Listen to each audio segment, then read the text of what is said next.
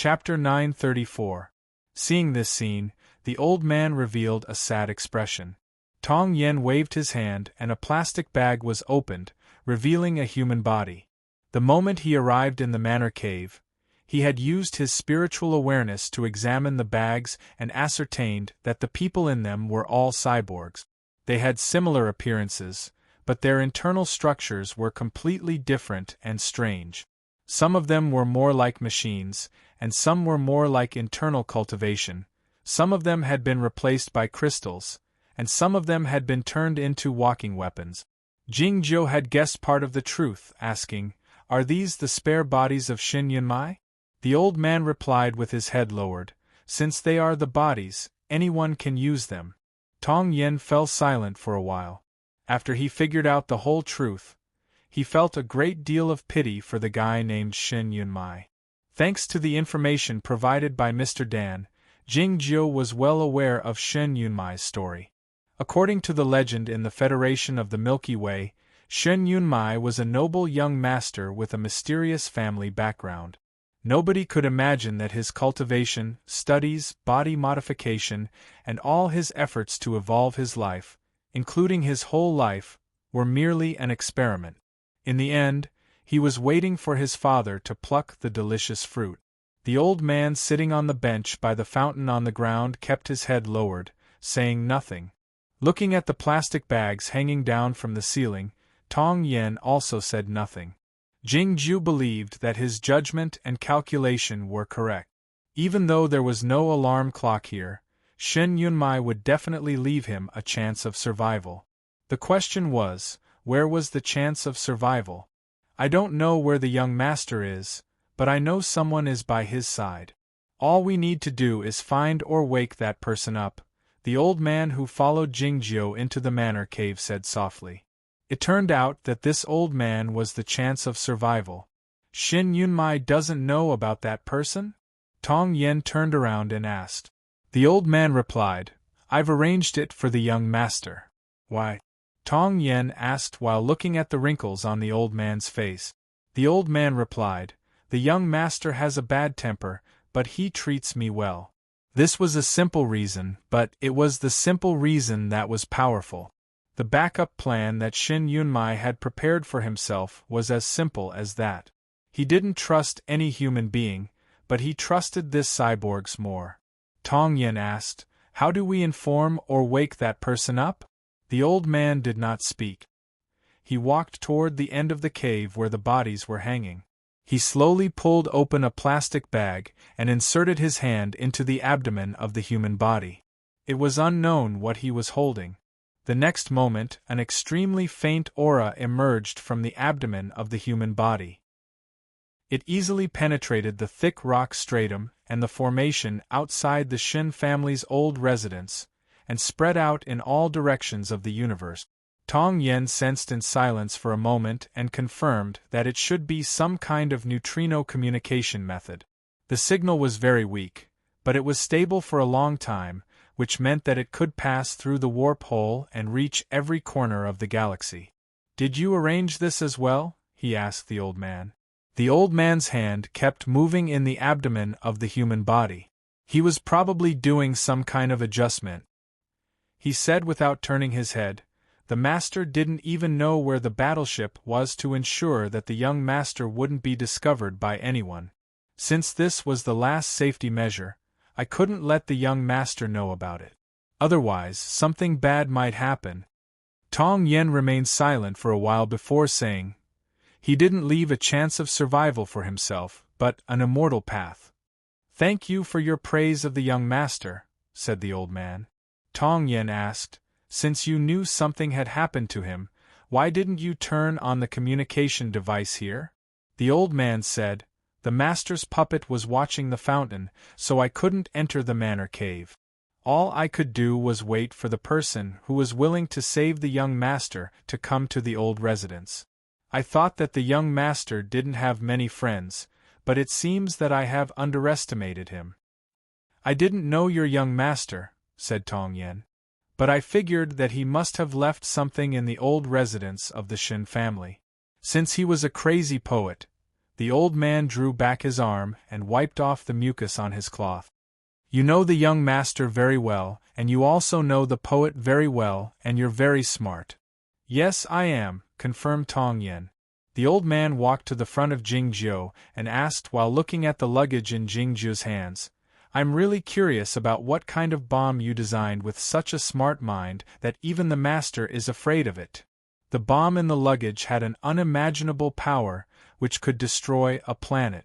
It was the reason why the grandmasters of Aoyama in the distance remained silent and why those swordsmen in the state of inherited night stayed away.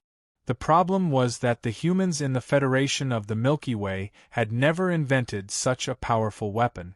It could only be traced back to the era of the distant civilization or the time when the grandmasters of Aoyama formed the sword formation of Aoyama with the fleet.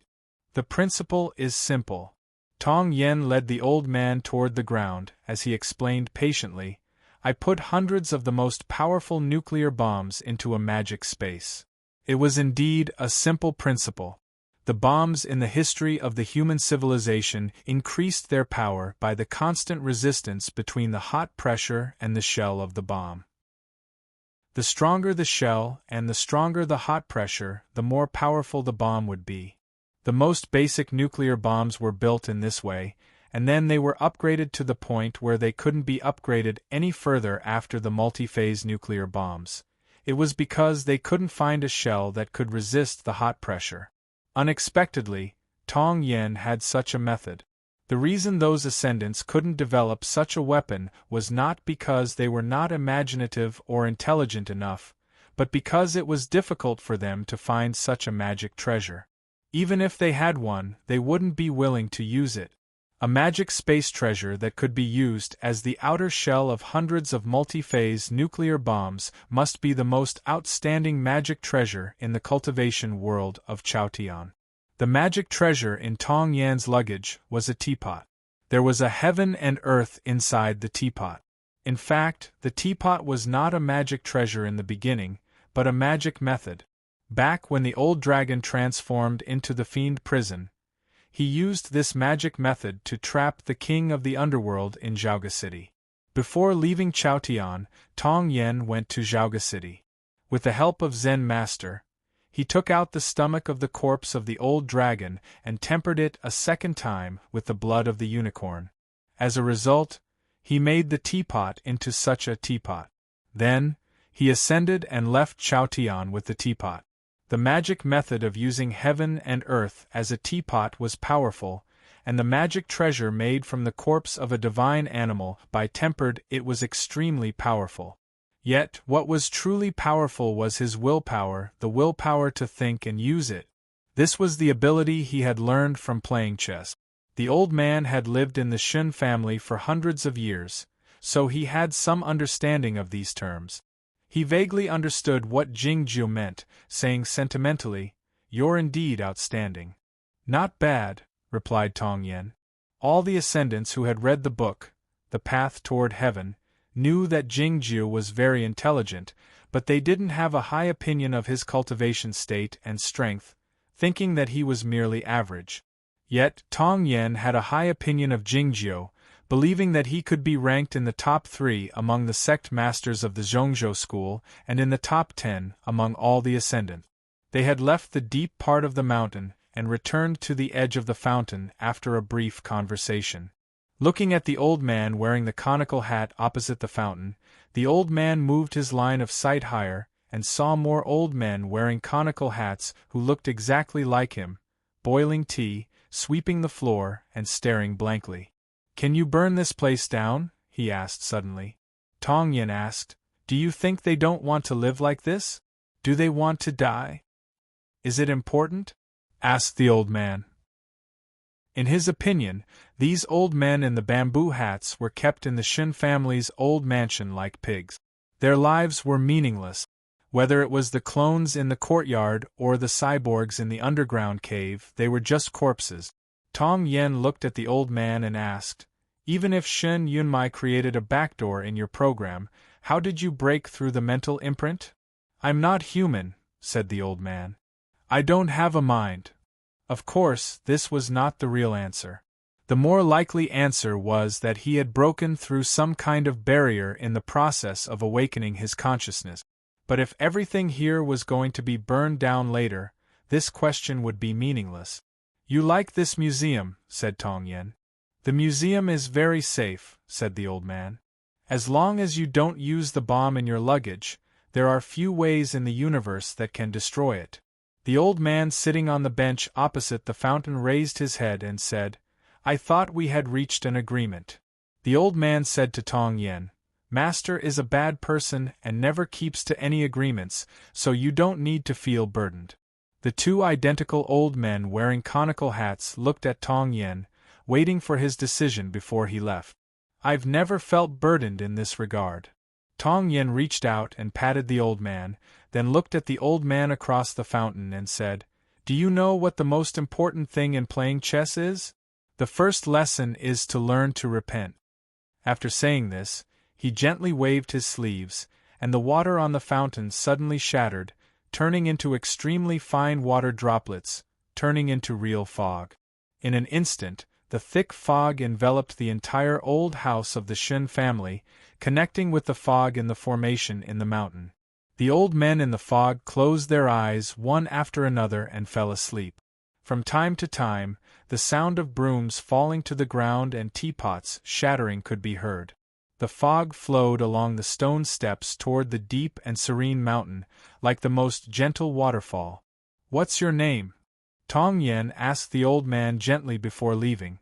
The old man was stunned. He had never heard of this question before.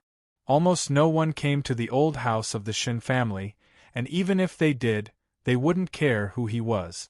Moreover, the people living here all wore the same conical hats, had the same facial features, and endured the same amount of time. It was as if they didn't need to have names. He frowned and thought seriously for a long time. Finally, he remembered that he did have a name. Huang Mujin. He looked at Tong Yen and said with a smile, "This is the name young master gave me when I was young. It's been many years since someone called me that. Hello, Huang Mujin." "Goodbye, Huang Mujin."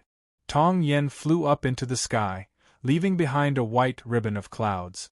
The fog in the old house of the Shin family had thinned, and the clouds in the sky had thickened.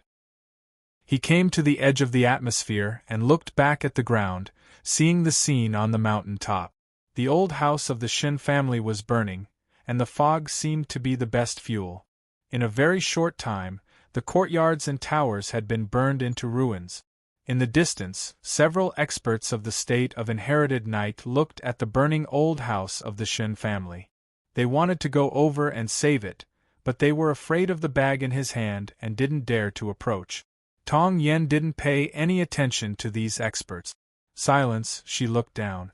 The old house of the Shin family was full of flames. The fountain had been boiled dry. The flames flowed along the stone steps into the depths of the mountain, igniting the human bodies in the plastic bags. The white walls and cornices outside the museum had also collapsed, revealing the bright metal structure. The formations and high-tech defensive measures inside had begun to take effect. The courtyard was full of charred corpses. The old man stood in the middle of the fountain with a torch in his hand. He waved goodbye to the sky and then gradually changed shape. Tong Yen took one last look, turned around, and flew into the dark space with the bag in her hand. She turned into a flowing light and disappeared. Chapter 935. The ocean water rose gradually, and the moon hanging on the distant horizon looked lower. The monkeys screamed shrilly in the forest and threw coconuts, but they couldn't hit many rocks. The tides made the coconuts and the leftover coconut shells even messier. It was unclear what the numbers would become and how many days were left. The Zhongzhou school didn't exist when I ascended, and the spiritual sources on the Cloud Dream Mountain were in a mess.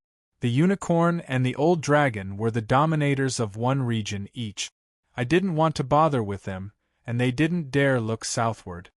Sitting behind the beach, the Grandmaster of Aoyama buried his two shrunken legs in the sand and said while leaning back slightly, "I didn't know what happened later. The beach on the island had been exposed to the sun for a whole day, so it was quite comfortable to be on the hot sand, but his hoarse voice sounded so cold. Zhuoruzhui knelt by his side, not daring to be as lively as usual. Over the last 30,000 years, the cultivation circle in Chaotian had two leaders, the Aoyama sect and the Zhongzhou school. Before the appearance of the immortal Jingyang, the status, resources and prowess of the two major sects were similar. The Zhongzhou school was even slightly better than the immortal Jingyang, and it had produced a few immortals who had ascended. You have always wanted to know where the immortals of the Cloud Dream Mountain had gone. Let me ask you, how many people have ascended in the history of Aoyama? Asked the Grandmaster of Aoyama. Zhuoruzhui said with his head lowered, 7, not including me and Zhao Lei. Why are there only me and Chunyang left? Said the Grandmaster of Aoyama. It's because they have been replaced by those on the Cloud Dream Mountain. According to Xingju, the few immortals in Aoyama had all died in the war between the humans and the Sea of Dark Matter. Unexpectedly, the truth was so cruel and dark. The two most powerful sects in Chaotian were in a similar situation in the world after their ascension, and they were even more formidable. Zhuoruzhui lowered his head even more, almost touching the small crabs crawling in the sand. The Cloud Dream Mountain is indeed extraordinary. You've seen it for yourself. Tong Yen today. Amazing. She's qualified to be my Aoyama's opponent. The Grandmaster of Aoyama glanced at him and said, Yet you still want to plead for him. Zhuoruzhui reached out his hand to dig the yellow sand and buried the little crab, saying, I know I was wrong. If I have the chance I will kill him myself, for, he thought to himself, who should I avenge? Those muddle-headed old men in the Shin family's old residence, or those pork-like things underground, or the flowers and plants by the fountain. It can't be that biohuman called Huang Mujin, right? She's the traitor of the Shin family. The universe is too big. It's not as easy to find someone and kill them. The founding master of Aoyama's gaze fell upon the bright moon over the sea, his voice slightly hoarse as he said, If that's the case, I do like the era of the ancient civilization. Though he hadn't experienced the human society of the ancient civilization, he had heard many stories related to it from the young girl. It was said that every human in that era had a serial number at birth and a chip implanted at the back of their necks, assisted by a surveillance system all over the universe and a central computer that could observe everything, which was called the Glorious Charter. In that era, they could easily find Tong Yen, and it was even more impossible for him to leave the Stargate base and burn the Shin family's old residence. Unfortunately, that god had formulated a new rule in the later period of his reign. After the human civilization was reborn, the young girl could only exercise her authority under the new rule, and that era couldn't be reproduced. As for the civil rights, they were in the era of the dangerous Sea of Dark Matter. In the eyes of the Grandmaster of Aoyama, it was far less important than the convenience of management and the centralization of power. It was truly inconvenient for that young girl to have a complete grasp of everything in the Federation of the Milky Way. For instance, the cocoon breakers needed an independent system for collecting and analyzing information, and they needed to make arrangements for those targets to be investigated in advance. The chip can't be replaced, but the bracelets can be forged. The role you've chosen for yourself is indeed perfect, but your last choice is not a wise one. The Grandmaster of Aoyama went on while looking at the surface of the ocean. Now that I think about it, I haven't been in charge of anything for too many years, and someone has dared betray me. A light screen unfolded on the surface of the ocean. The scene was a bit messy, looking like a shabby electronic repair shop. Mr. Dan was tied to a chair with a thin red thread tied around his neck. The red thread looked ordinary, but one could sense the dangerous intent exuding from it through the light screen.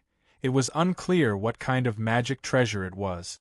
A chiseled face full of callousness and willpower appeared in a corner of the light screen. Then, the face took a few steps back, exposing his whole body in a military uniform.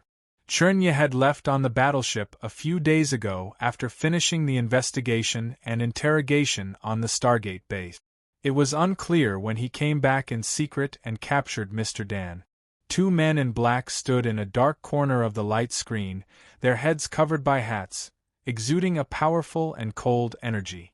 Like the red thread tied around Mr. Dan's neck, they could be sensed clearly through the light screen. Zhuoruzhui was aware that the two men in black couldn't see him, but he still hid behind the Grandmaster reflexively. It was evident that the two men in black were the swordsmen of the demonic sections. Since the humans in the Federation of the Milky Way couldn't practice the magic methods in Chaotian to the extreme due to their physical condition, were they the ascendants? The electronic components were everywhere in the repair shop. Some broken pieces of the magic treasure and a dozen fake bracelets could be found in the deep end of the trash-like object. This was a repair shop in a corner of a street in the Mingxing Street. Mr. Dan's legs were disabled. Even though he was an ascendant, he couldn't withstand dozens of heavy blows from the stone man on Chun Wu Mountain. He sat on the chair tiredly. Hearing the hoarse voice coming out from the pearl in front of him, he thought that he hadn't heard him speak for more than 10 years. It's not a betrayal. I'm not a disciple of Aoyama. He took 2 deep breaths and said, the leaders of the righteous path are self-appointed, and so are the leaders of the human race. You just came out a little earlier and formed an alliance with that computer. Do you think I have to be loyal to you? Should I be loyal to you or to that computer? I told the all-in-one in the galaxy beyond the fog that I'm the one chosen by God the moment I picked it up. The voice of the Grandmaster of Aoyama came out from the pearl. Mr. Dan exclaimed with widened eyes, so? Turns out that the destiny is to see who is better at picking up trash. The voice of the Grandmaster of Aoyama rang out again. Do you sympathize with them? No. They are all stronger than me, and they are all unscrupulous and cruel people. Why did you tell Tong Yen where the old house of the Shin family is then? Because I don't like you? Having said that, Mr. Dan laughed out. Chunya said to the pearl, he has a daughter and he's looking for her. The smile on Mr. Dan's face gradually disappeared. Chunya continued, a few days ago, he said that Tong Yen went to the monster base. It seems to be a trap. I've already asked the perfected persons to come back. That's it. The voice of the Grandmaster of Aoyama sounded a bit tired. Then it stopped. After a moment of silence, Mr. Dan said, I know it's meaningless to beg for mercy. Chunya said expressionlessly, if Tong Yen can use your daughter to threaten you, so can I. Mr. Dan said, give me a cigarette. Let me think. Chunya rummaged around the table and found a half-pack of cigarette. He took one out and put it in his mouth. Then he clumsily lit the lighter. You don't know any fire elemental martial arts? She's not as good as Jing Jiu and the others. That little girl asked me to make a fake card for the library when she first moved to the Mingxing neighborhood, and the way she lit my cigarette was so skillful, I could tell she had suffered a lot. Mr. Dan took 2 deep puffs. The red dot on the tip of the cigarette moved up and down as if it was nodding. Chunya said, I can learn it. Mr. Dan said, you've been with Immortal Chunyang for so many years. What have you learned? Chunya said after a moment of silence, have you made up your mind? With the cigarette in his mouth, Mr. Dan said carelessly, you all want to use my daughter to threaten me, but I suddenly thought of a way not to be threatened. Chunya's expression changed slightly. He said, no. Before he said anything, his hands were already on Mr. Dan's neck, holding the red thread. Mr. Dan didn't dodge. With the cigarette still in his mouth, he looked at the pearl like an old hooligan. His eyes were full of disdain. Countless strands of divine energy gushed out from his seemingly ordinary body. It broke through his own Taoist barrier in an instant and then broke through the red thread. The red thread sensed the change of the divine energy in his body. It shrank inwards at an unimaginable speed, and at the same time, emitted an extremely sharp aura. With a slight crack, Chunya's hands were shaken off. Everything that came into contact with the red thread was shattered, whether it was Mr. Dan's neck, body, or the surging divine energy. Standing in the shadows, the two black-robed men floated out of the repair shop like ghosts and came to the street. They waved their hands to roll up a foul wind to protect themselves. At the same time, they also set up a formation array. With a slight crack, countless pieces of flesh and blood blasted open the shutter door of the repair shop, sprinkling on the street. The street of the underground block was paved with stones. It was unknown how many people had stepped on it, but the surface of the stones was very smooth. Grilled eggplants had fallen on it, and hot pot soup had been spilled on it. Children had passed by on second-hand skateboards, and even been smashed by the golden chain of an arcade boss. Today, the smooth stones were covered with the brightest and purest immortal blood, and some crystal fragments of immortal bones could be faintly seen in the blood. The interior of the repair shop was in a mess. The electronic components and fiber paper were flying everywhere, drenched by the blood. "Pa!" The cigarette dropped down from the sky and fell into the blood, giving off a faint glow like that of a candle, and then faded away.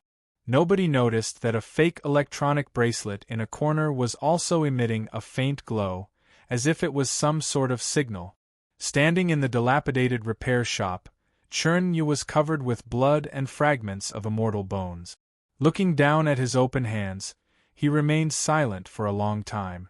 As an ascendant of Chao Tian who was the best at the defensive magic method and had an incredibly strong body, he should have been able to block the red thread with his hands, but 3 of his fingers were cut off by Jingjiu in the galaxy outside the fog. What kind of cause and effect was this? It was true. What had he learned after following generally for decades?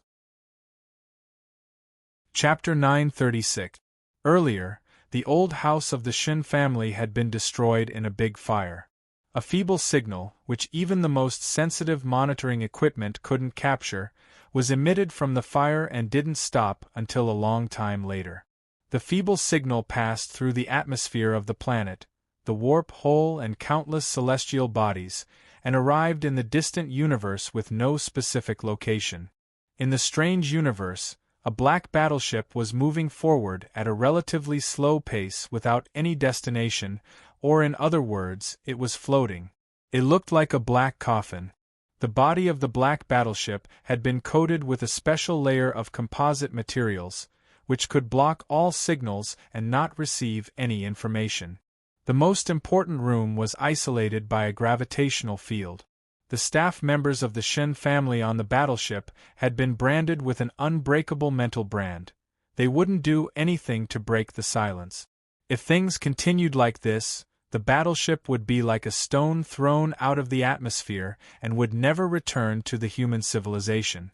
It would become a ghost drifting in the universe until it died or some accident occurred. Of course, the so-called signal blocking couldn't block everything in the world. After all, many rays and particles could pass through the whole planet like neutrinos. Countless particles had passed through the black battleship during this ghostly voyage without any return date.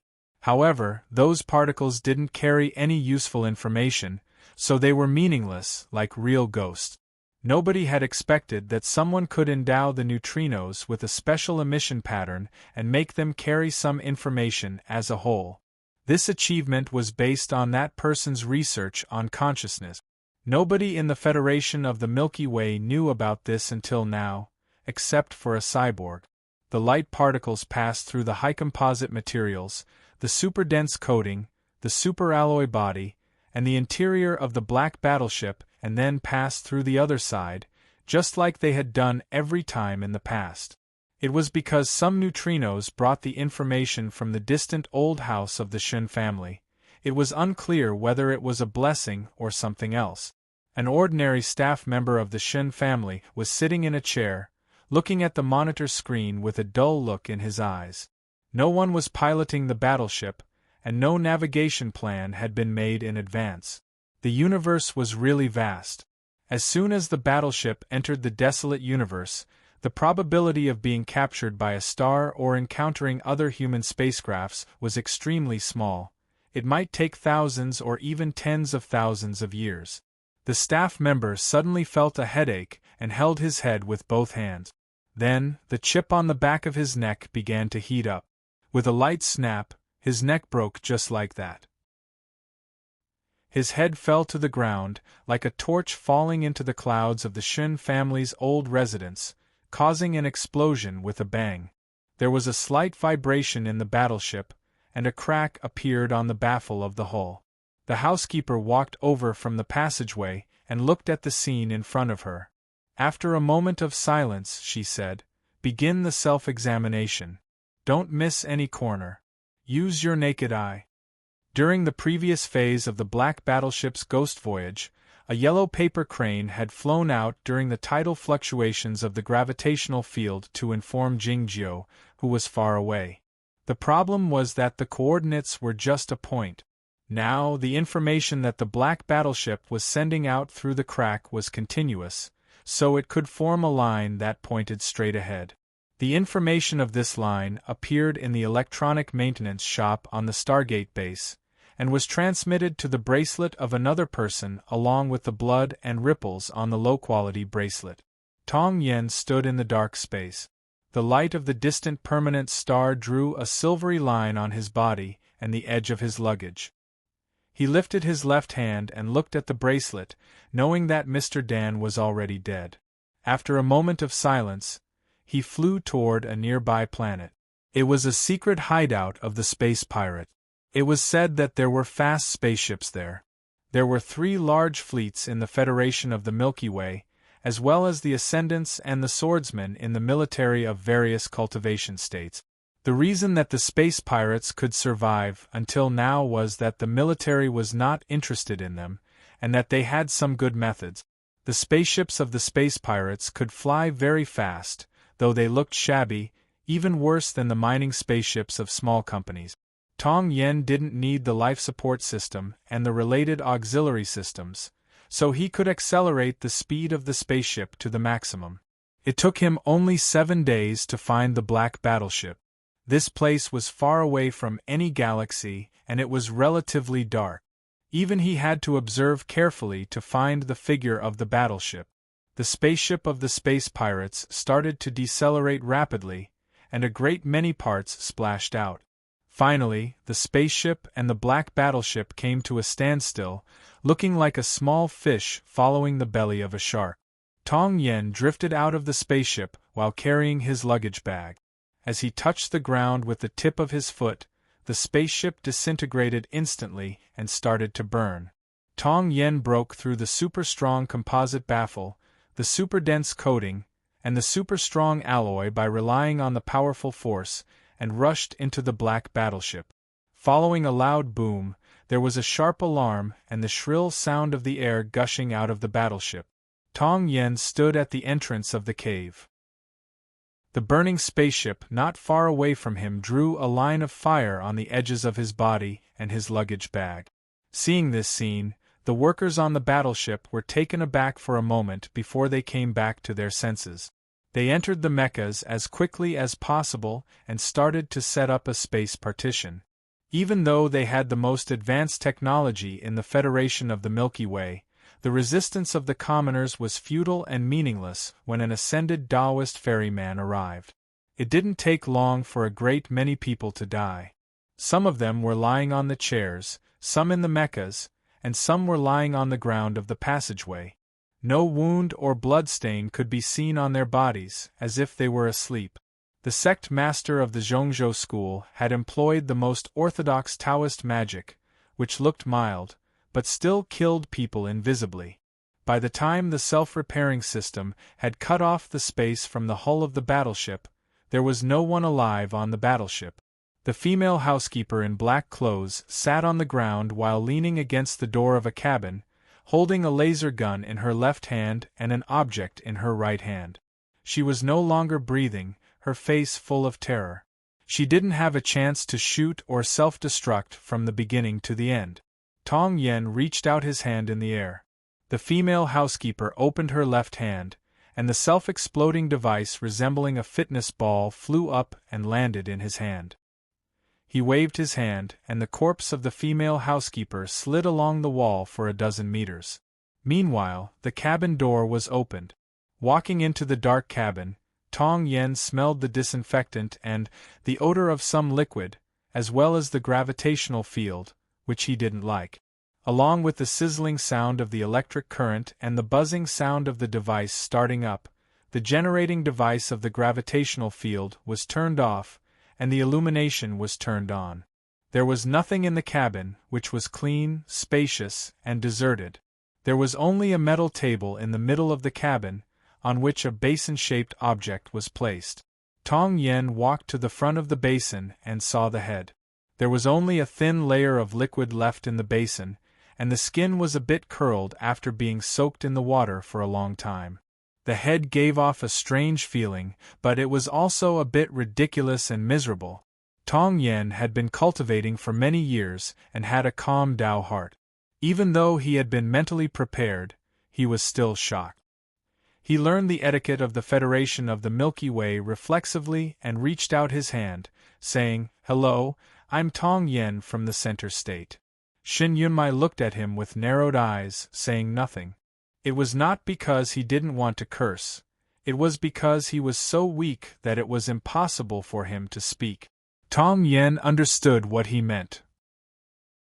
He fetched some nutrient solution and poured it into the basin as quickly as he could.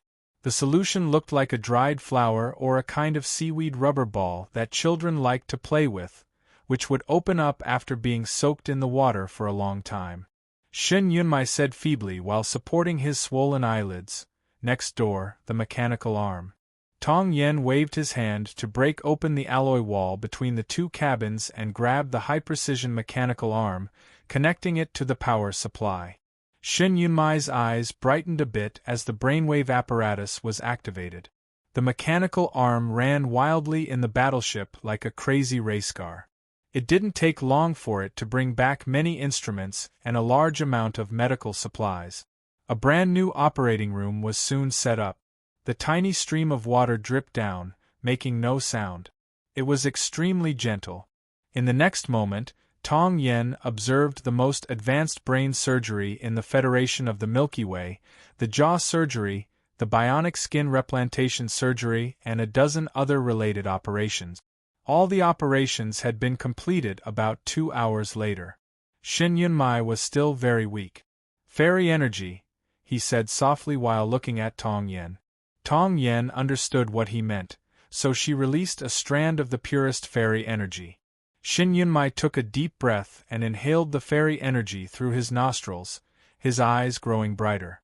In the next moment, he rolled his eyes at Tong Yen and scolded, "Aren't you the second smartest person in Chaotian? Why are you behaving like an idiot? Handshake. Do I have hands?" This was the first thing he said to his savior after he saved her from the brink of death. Tong Yen didn't get upset. Instead, she was certain that the person was Shin Yunmai and that he wouldn't die. "What's going on?" Shin Yunmai asked. The paper crane had flown away for many days, but nobody came. Shin Yunmai was on the verge of despair, but he had suddenly escaped from death. It was natural that he wanted to know all the details. "I went to the old house of the Shin family," Tong Yen said. "Huang Mujin?" Shin Yunmai asked.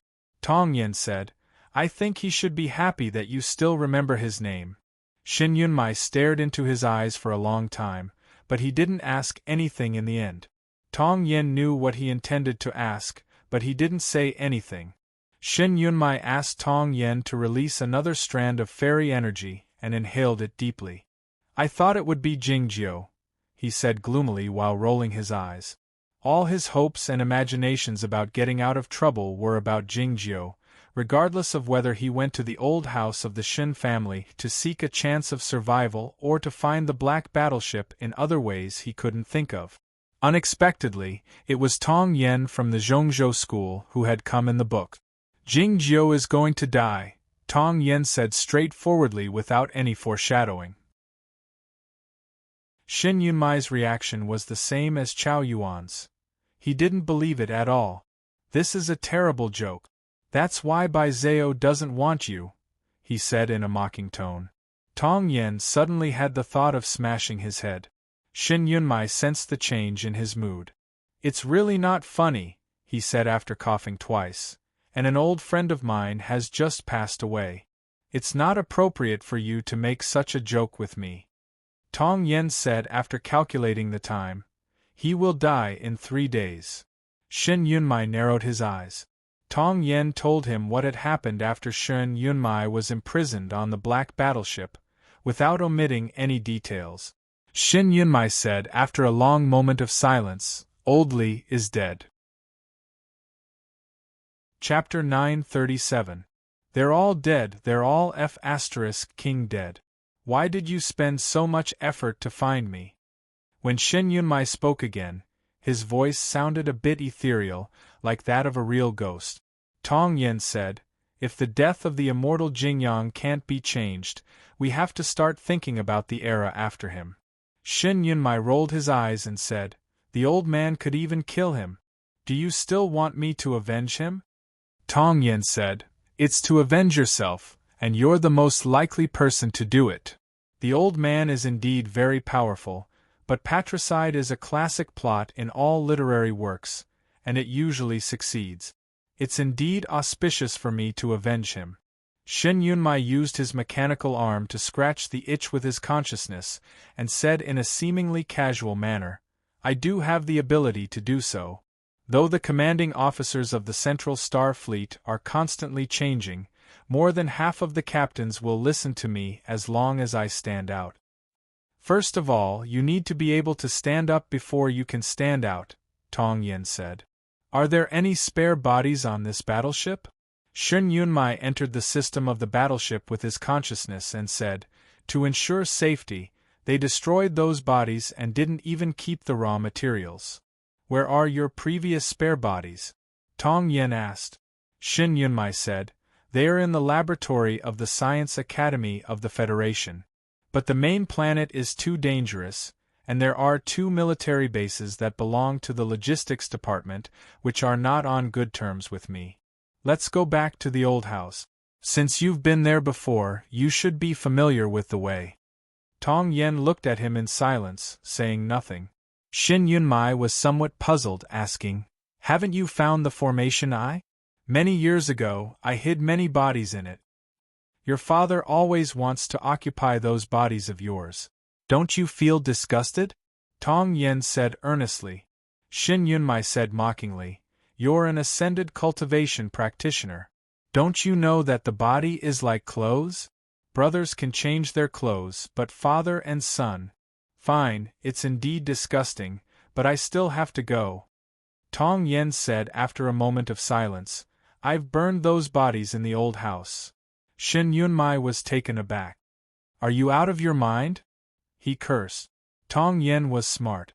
He knew that not saying anything was the right thing to do, so he didn't say anything. Shin Yunmai was tired after cursing for a long time. The main reason was that he only had a head and no body. He could only rely on the vibration of the machine to make sound. It was really tiring. He stuck out his tongue and licked his slightly dry and newly changed lip. The scene looked a little strange and scary. Then, he pursed his lips and looked at the luggage that Tong Yen had been carrying in her hand. "What?" Tong Yen said, "A bomb."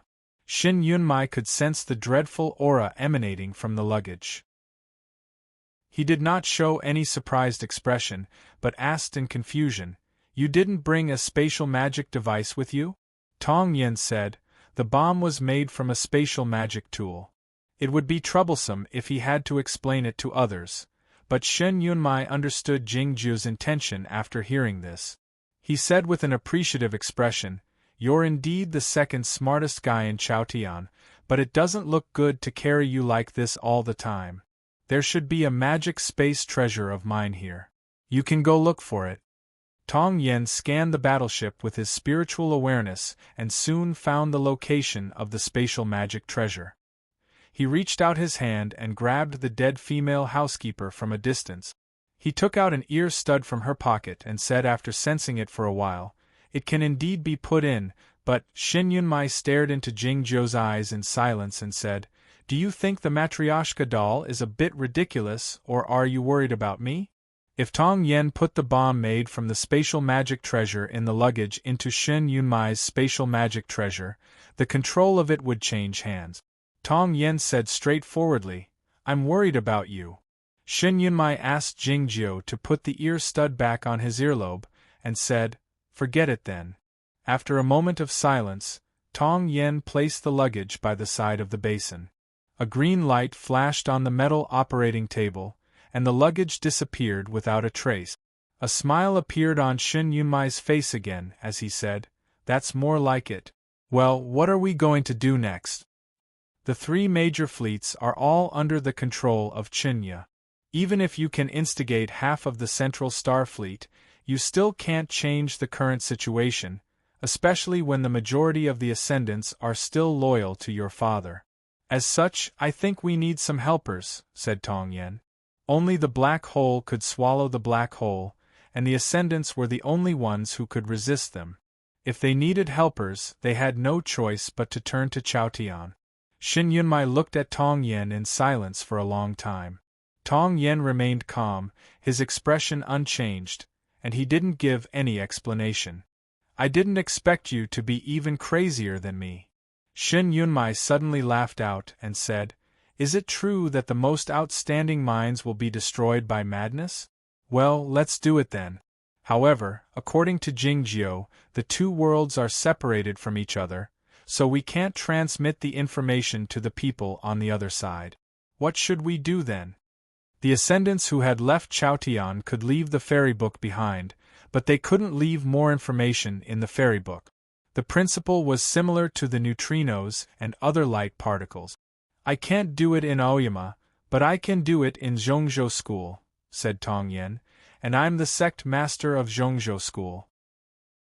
However, I have to make sure that if we don't do it well and the boundary between the two worlds is broken, Chaotian might suffer a mishap, and the humans in the universe might perish ahead of schedule. Shin Yunmai said, Jingjiu is going to die, why should I care about the humans? I didn't expect you to like Jingjiu so much, said Tong Yen, feeling surprised. He's my only friend, though I know he wants to be my master more than anything else. Shin Yunmai glanced at Tong Yen and continued, You're not bad and you're barely qualified to be my friend. However, it looks like you're much more boring than Jingjiu. Tong Yen suddenly said, I have something to tell you in advance. Tell me, said Shin Yunmai. Tong Yen said, Your father has no intention of killing you. I hope you'll know this before the war begins. The eternal exile is more dreadful than death, said Shin Yunmai. Tong Yen said, He has set a time limit for your voyage, 300 years. I think he wants you to stay away from the war, and maybe he wants you to be the last spark of the humans. After a moment of silence, Shin Yunmai said, Regardless of whether I'm the spark or the precursor, I'm still his experimental subject, right? Tong Yen didn't say anything more. The black battleship sailed slowly toward a black hole in the distance. It was to accelerate and head to a patch of the universe on the other side of the Hyene Nebula with the help of its powerful gravitational force. There was an inconspicuous white permanent star in that patch of the universe, illuminating a patch of nothingness. Chaotian was right there. The black battleship was soundless, looking like a black coffin. It was unclear who would be buried in it in the end, humans or something else. It didn't take long before the conversation broke out again in the black battleship. Do you know why I named him Huang? Why? It's because my mother's family name is Huang. Logically speaking, your father wouldn't let your mother live for too long. Yes, she died right after I was born. Logically speaking, your father wouldn't tell you anything about her, and nobody else dared to tell you about her. But how did you know your mother's family name? It feels like you're talking about your mother's family name. I knew it when I was in her belly. I have a friend. I know you have a friend, but it's not you. I also know the name of your friend is Su Zai. Yeah, you've read that book. The problem is that Su Zai is not your friend in the book. He's a friend of Hejan, and I'm also a friend of Hejan. So we're friends. Shin Aoyama is your enemy, and he's my enemy as well. Are we enemies as well? A positive is a positive, and a negative is a positive. This is the simplest arithmetic problem. You should know better than to lower your intelligence just because of the quarrel. Will Jingjiu really die? You're the sect master of Zhongzhou school. Don't talk like the sect master of our Aoyama sect. The sect master of Aoyama of this generation is Zhuo Ruzhui. I'll introduce him to you if I have the chance. Why? The two of you have similar bad temperaments. It seems that Jingjiu has said the same thing. Let's put it another way. It sounds like those guys in the book can all ascend. If they can't, what are we going to do here? You're right. There was no wind at the edge of the atmosphere. The tree at the end of the cliff was even quieter than the one on the Cloud Dream Mountain. Sitting under the tree, Zhao Lei looked down at the planet expressionlessly. The thoughtless sword rested on her lap in silence, full of murderous intent.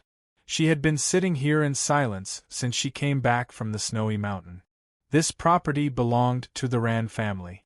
The priest manor knew that she was here, and the girl in the bathrobe by the hot spring also knew that she was here and knew what she was going to do.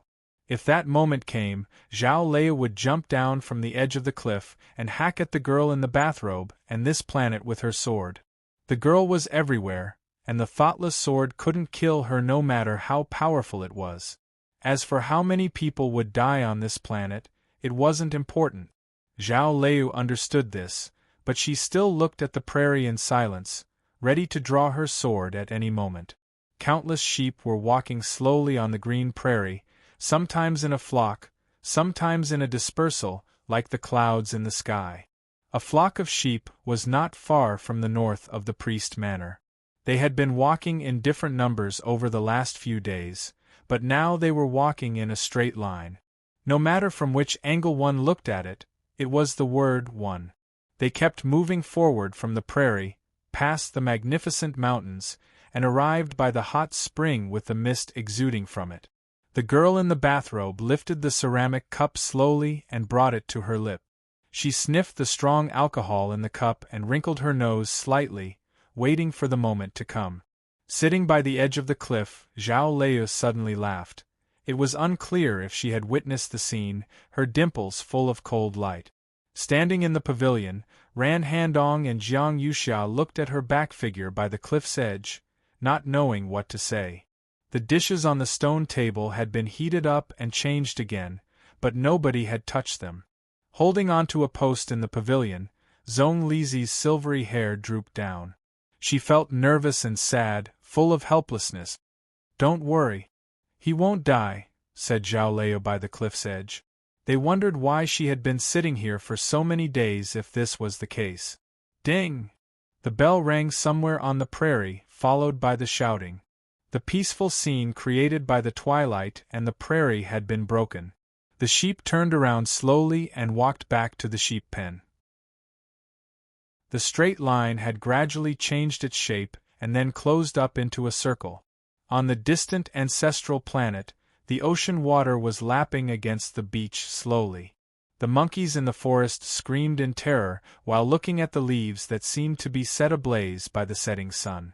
The coconut shells and flesh on the beach were pushed away by the ocean water, gradually dispersing. Different sets of suns illuminated different sceneries. The snowy mountain seemed to be covered with a layer of golden glow, becoming the most beautiful scene in the minds of the believers. It's the sunny golden mountain. Countless believers knelt down in the capital, White Town, and on the official road between the two cities, kowtowing to the snowy mountain incessantly. A dozen sadhu, who were climbing up another icy peak with great difficulty, halted their steps and pressed their palms together while facing the snowy mountain, closing their eyes slowly. On the other side of the snowy mountain, Chao Yuan sat by the lake and looked at the surface of the lake in the distance, showing a rare bewildered expression on his mottled face. The Leviathan had been hiding at the bottom of the lake after being frightened by Zhao Lei. He spat out some bubbles once in a while, replacing the shadows of the white clouds and changing the numbers on the surface. That day. Just now. The Leviathan spat out a huge circular bubble, which looked like a circle when seen from the sky. The circle was zero. Heaven and earth returned to zero. The whole universe seemed to have sensed the departure of a certain being. The powerful wills of these ascendants had left clear traces in the natural world. Those traces were probably the memory of him in this world. It was because he was the strongest swordsman in Chaotian, a Tao soul more powerful than the Grandmasters of Aoyama, the Cloud Dream Grandmasters, the immortal Chunyang and the Joyous Monk, and the highest state a human could reach. On the distant Scorpion Tail Nebula. On a regular planet on the periphery of the nebula. There was a regular dormitory building called 720. The sunlight passed through the light snow and the glass window, falling on the black and white keys of the piano. That pair of slender and good-looking hands also quietly rested on the keys, not moving for a long time, as if they would never move again. Cold cicada landed on the back of his hand gently. "Can we eat pumpkin porridge today?" The voice of a young girl rang out from behind. "Not enough protein. I'll boil 2 eggs. The hands left the keys and closed the lid of the piano. The youth got up and went to the kitchen to boil water. Leaning against a corner of the sofa, the snow girl looked at the seemingly ordinary scene expressionlessly, her dark eyes full of pride. There were still 100 days before the completion of the Tao toward heaven. Chapter 938. The Ascendants thought that Jingjiu was dead. In the next moment, the heaven and earth in various places in the universe had suddenly changed. The lake surrounded by the snowy mountains was no longer quiet, and its color had grown much darker. The Leviathan rose up at an unimaginably high speed, creating huge waves. Boom! The huge bubble that looked like a zero was broken. The huge Leviathan leapt out of the water and flew toward the setting sun in the sky above the snowy mountains with a pair of wings. Chao Yuan didn't move an inch even though he was hit by the lake water, like a Buddha guarding the dike. Looking at the giant bird flying into the sky, a warm smile appeared on his face. In the distance was the famous planetary-level factory of the Scorpion Nebula, emitting red flames that illuminated the whole galaxy. It was even more eye-catching than a real star, and resembled the hellish scene in the religious oil paintings. The joyous monk stood barefoot on the grand nirvana in the dark and cold universe. The distant flames illuminated his handsome face, and the flow of the particles caused his monk robe to heat up. Looking at the burning planet, the young monk displayed a bewildered expression. The red numbers on the melting mineral planet had suddenly dispersed. What did it mean?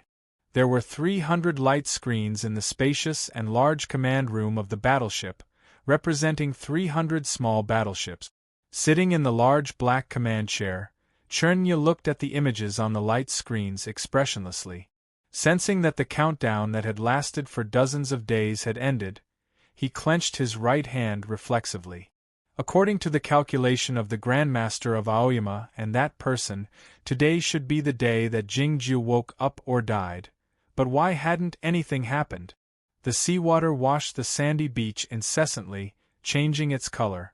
The sun had already sunk into the ocean, replaced by the gentle and beautiful full moon. The monkeys in the forest started shouting cheerfully instead of fearfully. They climbed down the trees bravely and came to the sandy beach. They picked up the coconut shells and threw them into the ocean. They wanted to teach their opponents a lesson when the sun was not up. The words formed by the coconut shells on the sandy beach were gone. "He didn't wake up," the Grandmaster of Aoyama said as he opened his eyes slowly, looking at the universe. Zhuoruzhui asked while scratching his head, "What has happened?" Normally, if something that was destined to happen didn't happen, it must be a certain force that changed the inertia of everything in the universe. How powerful was the power that could resist the impact of the inherited Heaven Sword and the entire human civilization? He's with Snow Girl. The Grand Master of Aoyama pulled his severely shrunken legs out from the sand, and walked into the cave with the help of Zhuoruzhui. The sun also set over the grassland. The flock of sheep returned to the sheepfold. Naturally, there was no more information, and no numbers could be seen. Zhao Leia's gaze left the grassland and went all the way north. Her gaze fell on the hot spring in the mountains, and she suddenly raised her eyebrows. Ran Handong and Jiang Yuxia had been paying close attention to her. Sensing the change in her energy, they knew that Jingjiu should be fine. They felt relieved and sat down on the chair with their legs feeling weak. Zhong Lizi stood up and looked at Zhao Lei at the edge of the cliff, asking in a trembling voice, "Is he all right?" Ada was woken up by her sudden movement. He felt quite annoyed, wondering how that guy could be all right and what they had been worrying about lately. Looking at the young woman in the bathrobe by the hot spring, Zhao Lei said expressionlessly, "She didn't even calculate where the emperor was, so she is fine." Ran Handong was bewildered, wondering why Jingjiu called him the emperor when he hadn't been the emperor in Zhaoga City. She didn't think that Zhao Lei was referring to someone else, because she couldn't think of anyone else who could make her show her respect except for Jingjiu. Zhong Lizi was the source of the story, so she knew more about it. "Are you talking about the Queen's Snow Girl?" she asked in surprise. Zhao Lei didn't turn her head around as she pressed, "When did the Queen become the Queen?" Ran Handong realized who the Emperor was by now. She couldn't help but say with a smile, "Many readers on the forum call her the Queen's Snow Girl." "She is the Queen's Snow Girl. Who is qualified to be the Emperor?" Zhao Lei retorted. Ran Handong and Jiang Yuxia eyed each other, thinking what she said was true. Even if they had the answer, they couldn't tell her. The steam from the hot spring warmed the young woman's eyes and brows, wetting the flowery bathrobe. She held up the ceramic cup, smelling the aroma of the strong liquor and sensing the cool sensation by her lips, but she didn't drink the liquor. This was a cup of celebratory liquor. Jingjiu wasn't awake or dead, and she hadn't fulfilled the last wish of God, so she couldn't drink it. She put the ceramic cup back on the wooden plate slowly and pushed it with her fingertip. The wooden plate drifted toward the hot spring, disappearing into the milky fog. Since what was supposed to happen didn't happen, something else must have happened. She was truly curious about it. Unfortunately, she couldn't maintain her curiosity for a long time due to her ability to calculate and collect information. Soon, she understood what had happened. It seemed that the Snow Girl was different from what people had imagined. She didn't go to the Sea of Dark Matter and stayed in the human society with Jingjiu. The Great Compassion Monk was a stubborn person, so he couldn't have thought of this. Thinking of this, the young woman felt it was quite interesting. She reached out her hand to bring out the star map, in an attempt to find out where the handsome young monk was at the moment. However, she suddenly found something wrong with the star map, raising her eyebrows slightly. Though there were many planets in the universe that were not included in the astronomical numbers of the Federation of the Milky Way, it didn't mean that there were no inhabitants on them, like the Buddhist land of the Great Compassion Monk and the Gentleman State ruled by the descendants of Tsingju. Some planets looked desolate, devoid of atmosphere, green trees, traces of human activities, or even signs of life, but it didn't mean that there was nothing on them. There was such a planet in a distant region with the main planet of the Federation of the Milky Way as the middle line and the Hyene Nebula. The surface of the planet was covered with fine sand and gravel, and it was exceedingly cold. However, there was a large space with a constant temperature in the deep part of the planet, separated by a superalloy as thick as 10 centimeters. In the meantime, there were many signal channels that were the most abundant and difficult to be disturbed by the cosmic rays, receiving the signals from all over the Federation of the Milky Way and sending them back. Normally, with so many signal channels, it was impossible for this planet to become invisible in the universe, but few people in the Federation of the Milky Way knew about its existence until now. The central computer of the Federation of the Milky Way was placed here. The green mechanical characters were dropping down on the huge virtual light screen, looking like a waterfall. The alarm kept ringing in the vast underground space. The sound was not ear-piercing, but it sounded as deep as the ringing of a bell. There were no workers here. The alarm was not meant for the humans, but for the young girl. An explosion had taken place on the planetary industrial base outside the seventh warped hole of the Scorpion Tail Nebula a few days ago, and a new space crack was forming. Some cocoon breakers were leading a small fleet to do the melting work there.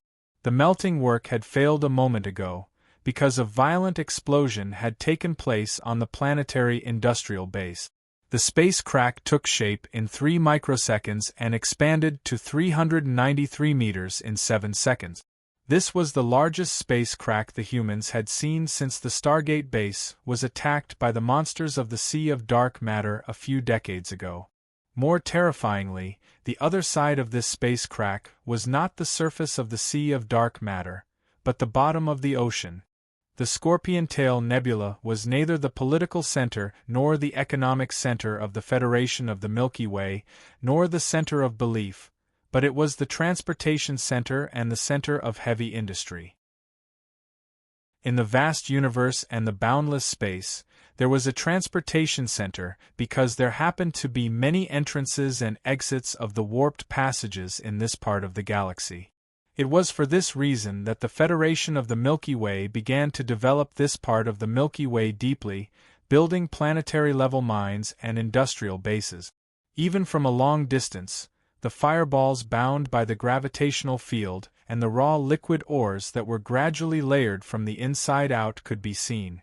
As a result, there was a famous proverb that illuminated the dark Scorpion Tail not only by the light of the permanent star, but also by the tinder of the human civilization. Pa! The dark blue flame was extinguished. She walked into the living room with the pot in her hand. She pinched her slightly cold earlobe with her scalded hand, but found it was too slow. As such, she grabbed Cold Cicada and rubbed it. She lifted the lid of the pot and scooped the pumpkin porridge into a bowl. "Are the eggs ready?" she yelled at the kitchen. Jingjiu walked in with an egg in his hand, water dripping down from his hand. Cold Cicada jumped onto the egg and danced twice. The boiled egg that had just come out of the pot had cooled down to a suitable temperature, and the shell of the egg had become easier to peel off. After eating the eggs with the pumpkin porridge, Shi went to wash the bowls. Jingjiu sat by the window and resumed playing the piano. The snowflakes were drifting in the air outside the window, and the sunlight shone down. His face was not as breathtaking as before, but it was still a beautiful scene. The whole universe thought that Jingjiu would wake up and die that day, but he was unaware of it and lived his life as usual. The Snow Girl was the only one who knew what the morning sunlight meant that day. She felt very proud of it. The representative of God and Aoyama were both qualified to be her opponents, but she had won this round at least for the time being. Her life had changed a bit after all. For some reason, the interest classes in the Administrative Service Center had all been suspended.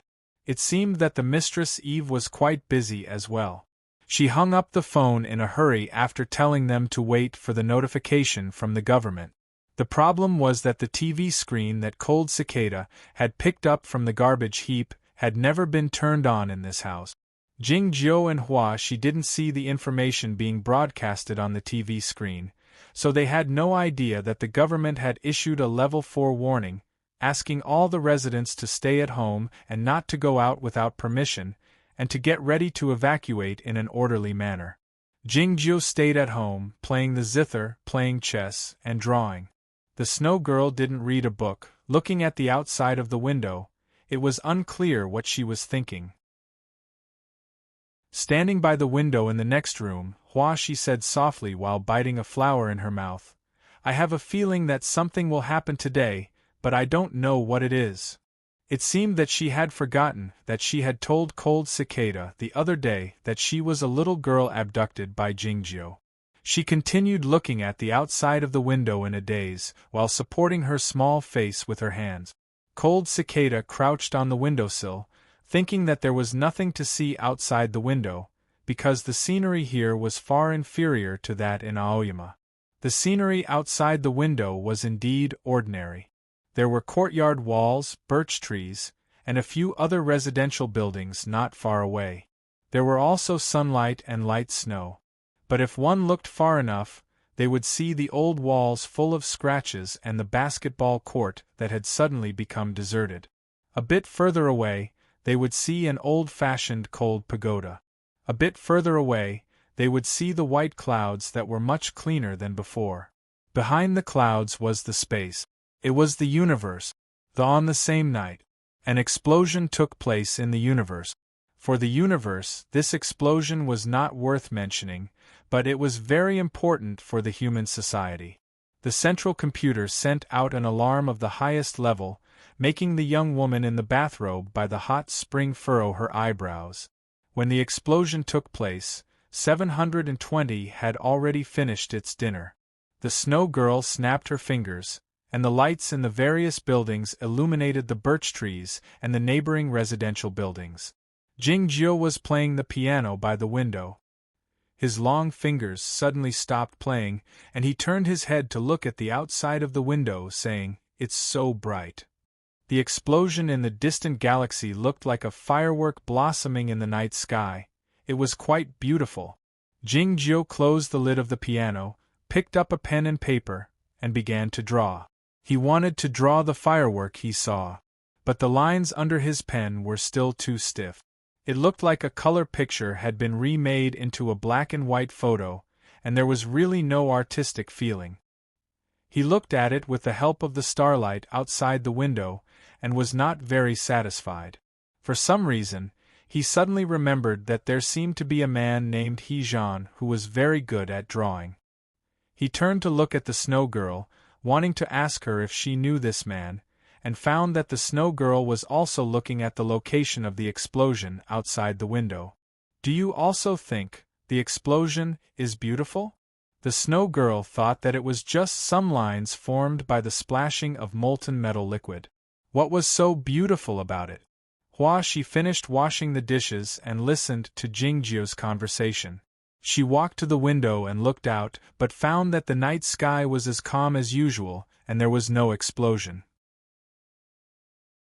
The big explosion that took place in the Scorpion Industrial Zone was indeed powerful, but it was still far less than a supernova explosion.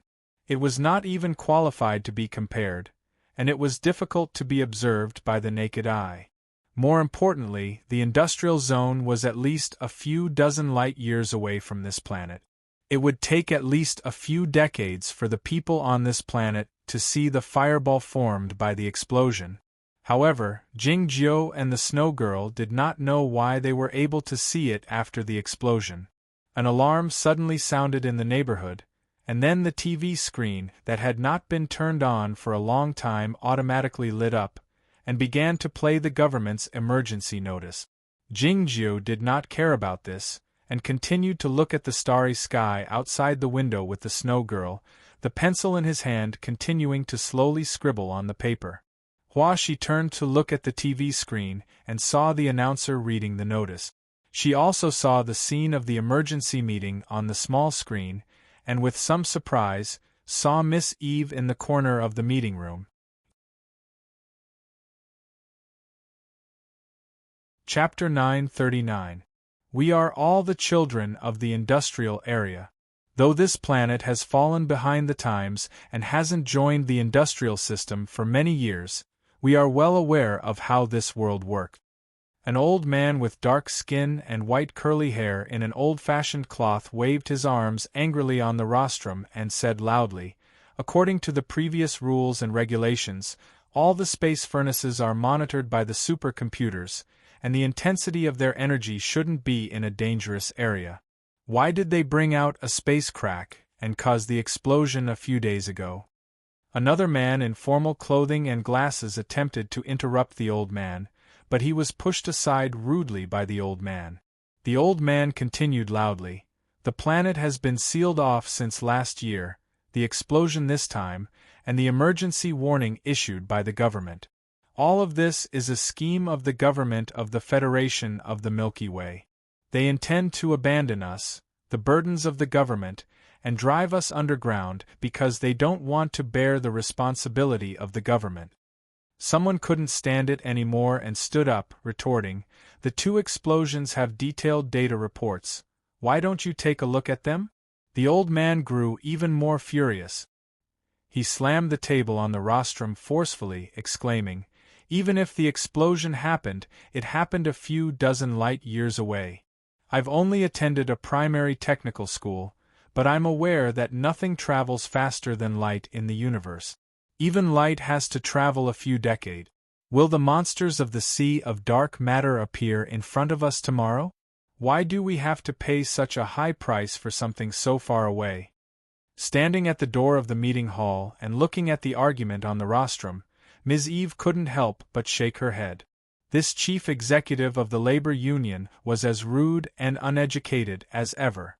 The Mr. Mayor shouldn't have spent the precious time persuading him, and he shouldn't even have been allowed to speak. The heated argument didn't last long. It was because even though some people supported the old man's position, they couldn't stand out and support his foolish opinion in public. The two explosions happened in the same factory on the same planet, which was indeed more than 60 light-years away from the planet they were on. However, the problem was that the sea of dark matter could pass through the warped void. The scientific circle of the Federation of the Milky Way had a conjecture that the main world of the sea of dark matter was located in the warped void. If the sea of dark matter had invaded the Scorpion Tail industrial area through the crack in the space, it was unclear when they would arrive on this planet. But it wouldn't take a few decades for the sea of dark matter to arrive on this planet. In fact, it was possible that the sea of dark matter would arrive in a few dozen days. Several old councilors used the same rude way to drive the old union executive off the podium. The mayor wiped his sweat and glasses with lingering fear and began to arrange the work of the councilors and the officials of various departments. When the chief officer of the relevant department said that the inspection of the underground base had not been completed, the good-tempered mayor finally couldn't help but roar, "I told you to start the inspection after the last explosion. Why is it not completed yet?" The head of the department wiped the cold sweat off his forehead just like Mr. Mayor did, and said with some embarrassment, "The underground base has never been officially opened, and no one thought that one day it would really be opened. The annual routine inspection is only a remote data inspection. It's only been a few days. It's really impossible to complete it." The mayor would not accept such an excuse. He shouted, "The blockade has been going on for more than a year. I said at last year's meeting that we should complete these tasks while there are fewer affairs to deal with. What did you hear?" Like Eve, there were many low-level workers who could not stand the endless and senseless bickering. A buzz of discussion rose in the hall, drowning out the squabbling of the officials.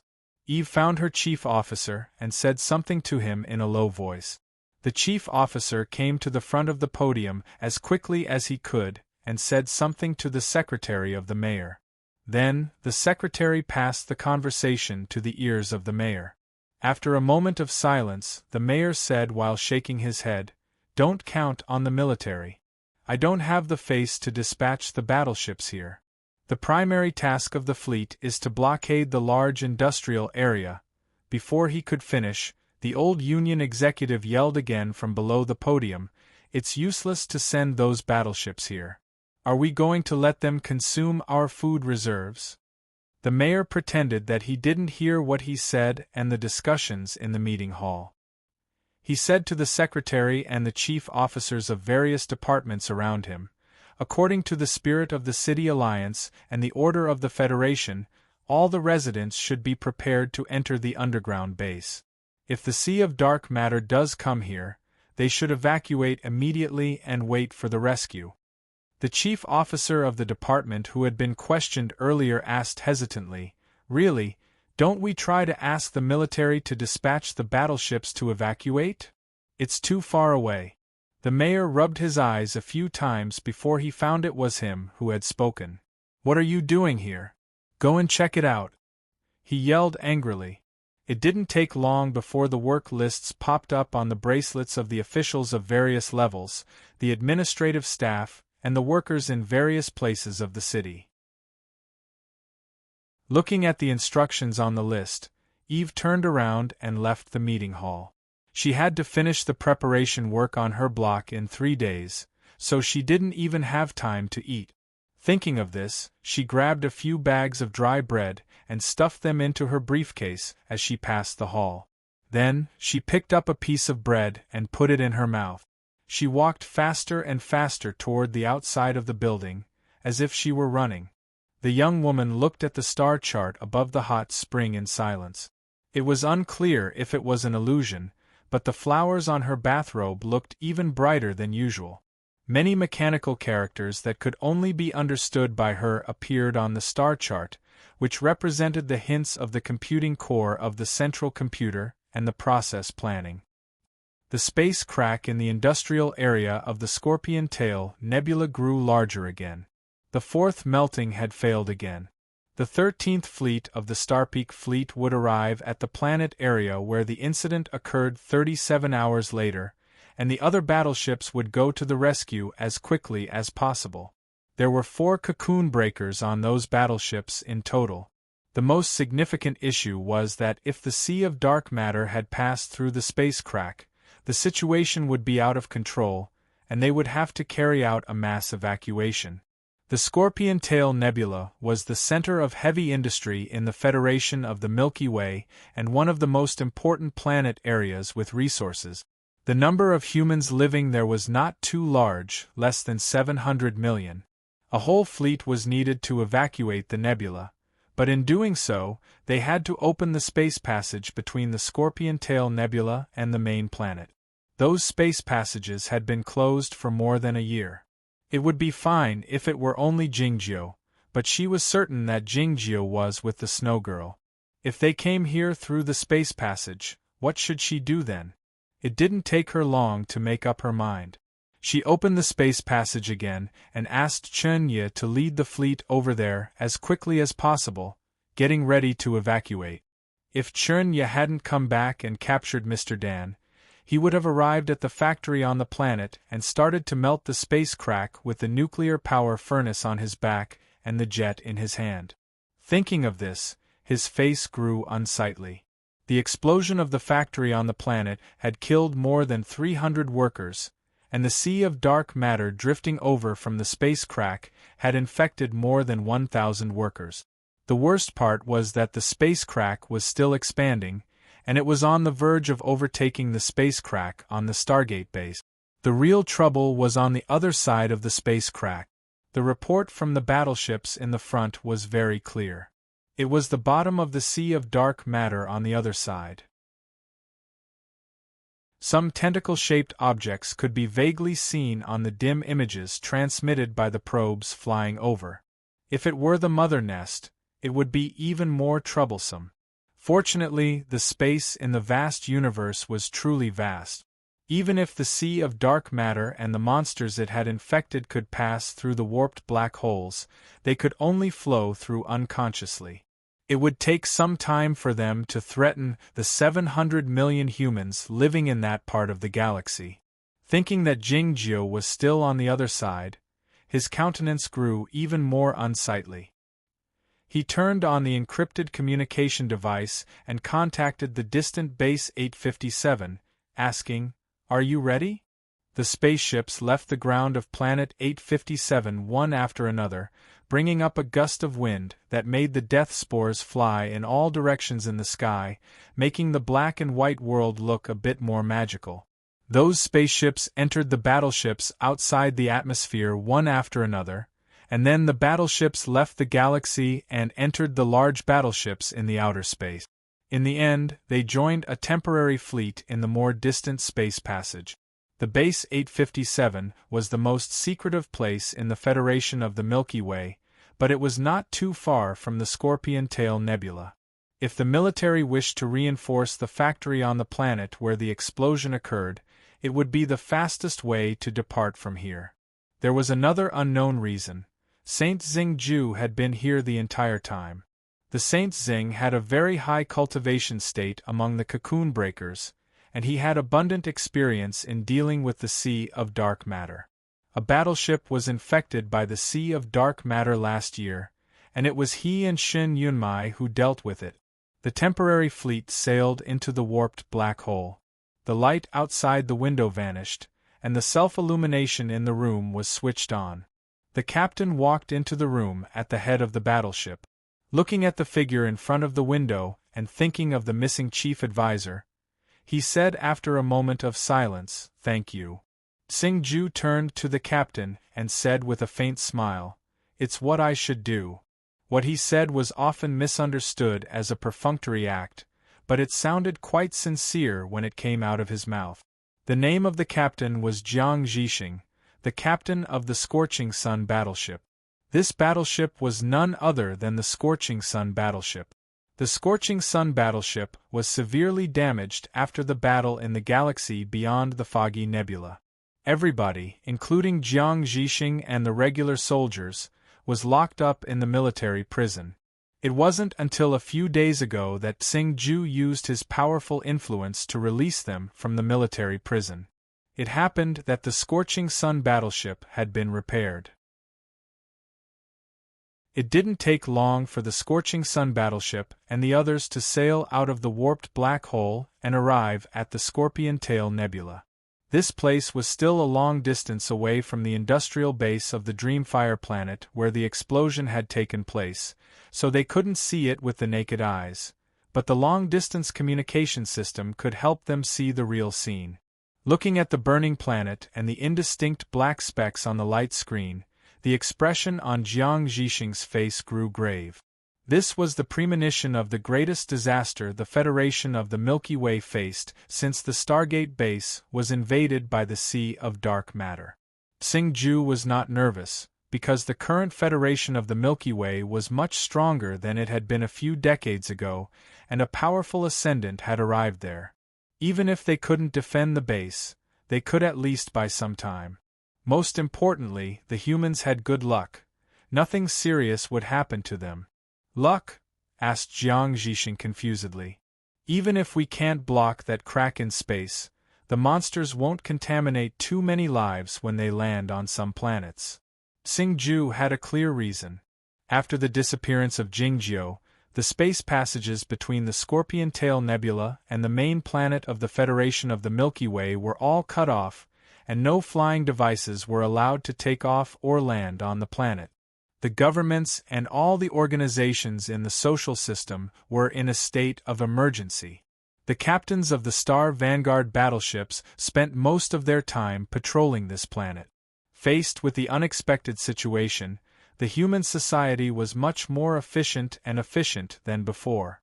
The scene on the light screen grew more and more stable, and the communication system could broadcast to the entire planet.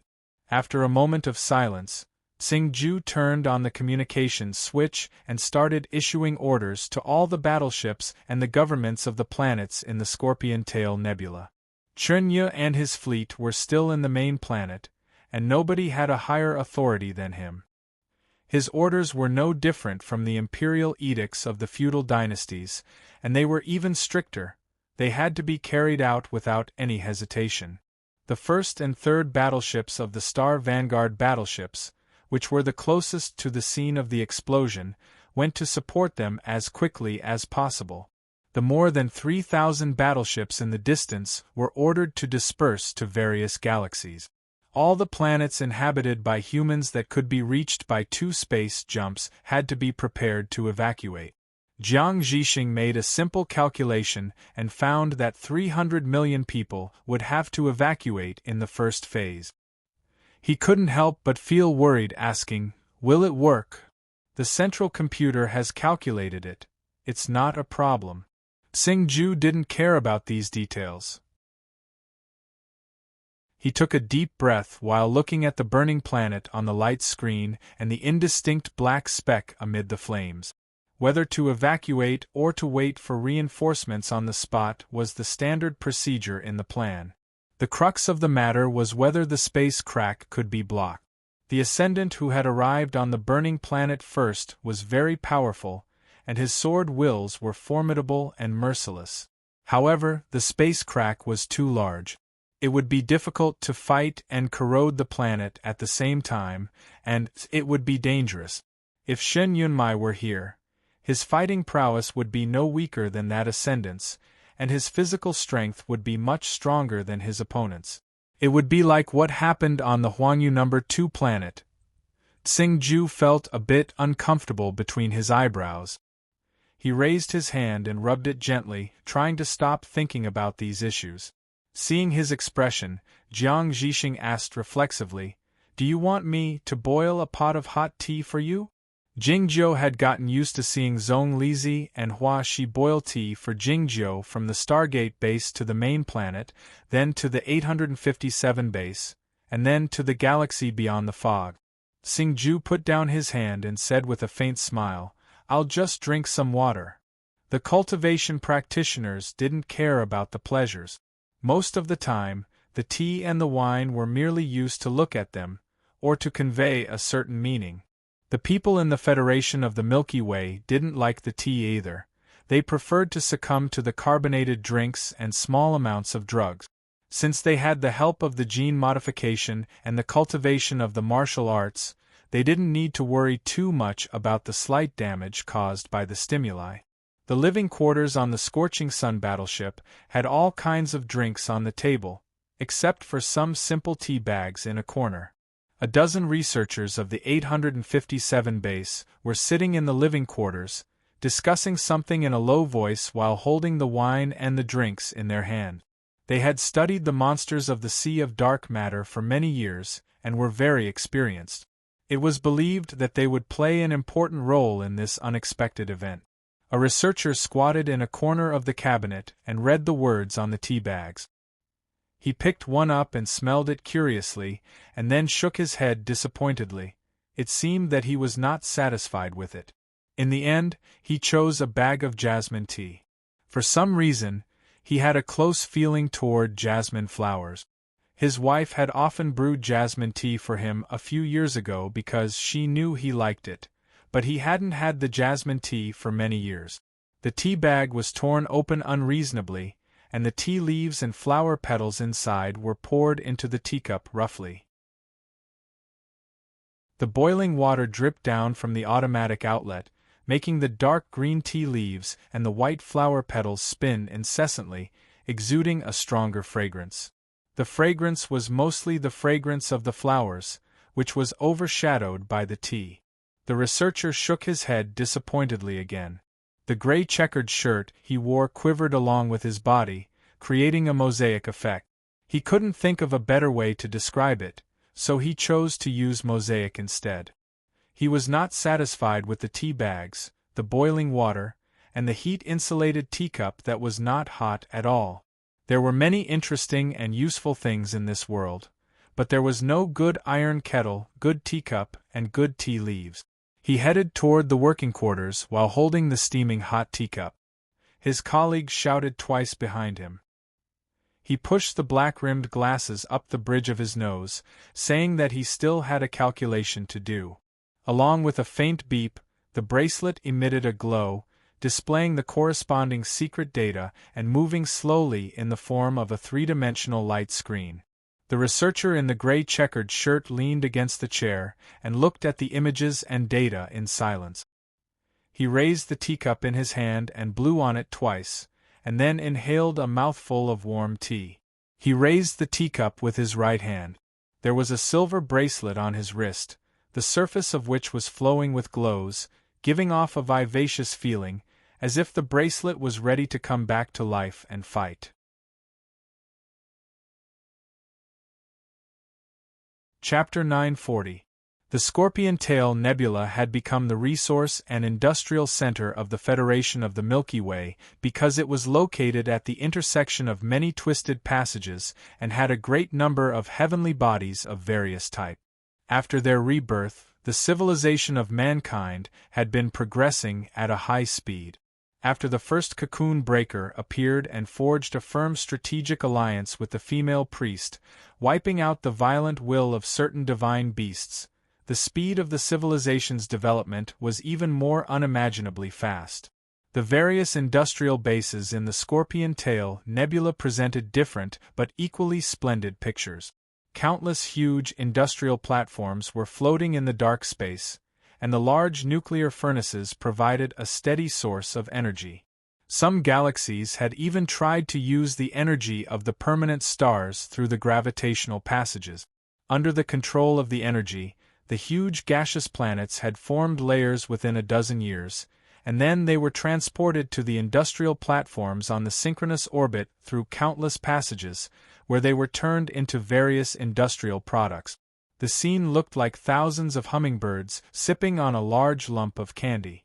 Some solid planets were still in the old excavation stage, with the surface full of mines and automatic equipment and living bases inside the protective shields, like the mining planet where Jian Shilai had hidden himself.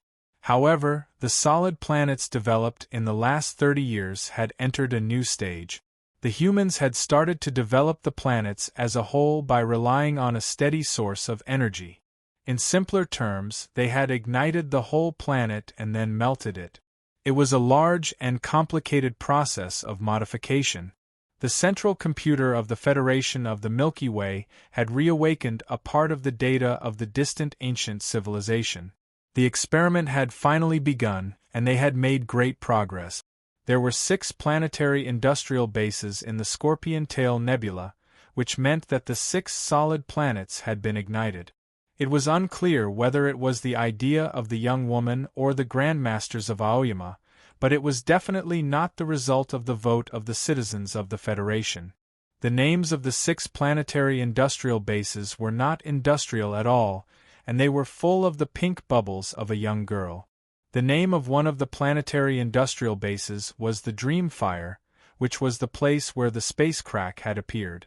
The energy level of the planetary industrial bases was very high, and only the gravitational field devices could restrain it and apply it regularly. The higher the energy level of the gravitational field was, the more frequently it appeared, and the probability of the space crack appearing was higher. As such, the Federation of the Milky Way had strictly monitored and restricted the space crack during the development of the bases. Unexpectedly, the accident had occurred. The temperature on the surface of the planet is too high, so the scouts can't get over there and ascertain the exact range of the sea of dark matter, but it shouldn't have reached the surface of the planet yet. Those workers were mainly infected by the spores that floated over. There were less than 3,000 of them, and the number of pets was about the same. They have been eliminated by the guard fleet and have been tested for inactivation. There were no omissions. Jiang Zhixing took the latest data he had just received and pointed at the black dot in the middle of the planet on the light screen. After the first melting failed, the space fissure has been slowly expanding, from the initial 300 meters to the current 400 meters. There's no sign of it stopping. Xing Ju stood in front of the light screen and looked at the magma planet in the distance. There's no lack of melting equipment.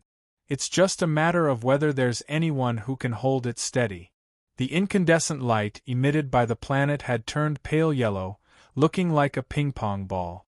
After the first explosion, the large nuclear power furnace in the base had been shut down, but the temperature hadn't dropped below the critical value until more than 10 days later. A professor on the 857 base suggested exploding the large nuclear power furnace, but he was almost beaten to death by his colleagues. The ultra-high temperature of light and heat could kill most of the monsters rushing out from the sea of dark matter, but it could also cause a greater disaster, like making the space fissure bigger. It was well known that the melting of the space fissure needed to be controlled in an orderly and precise manner. It was not as simple as blowing up a building. The most important reason was that Shin Yunmai was missing, and the space fissure had exceeded the melting range of the nuclear bombs. The burning planet emitted a strong light and heat, which swallowed a great deal of the light inside and caused a great disturbance. The scenes they saw at the moment were not entirely composed of visible light. They were regenerated images after data processing. The black dot in the deep part of the planet looked like the mouth of a bottomless well after being enlarged. It was impossible to see what was at the bottom of the well. Looking at the mouth of the well in the deep part of the Dream Fire Base, Jiang Zhixing remarked in astonishment, "This is the first time I've seen the bottom of the ocean." "It's the first time for most people," said Xingju.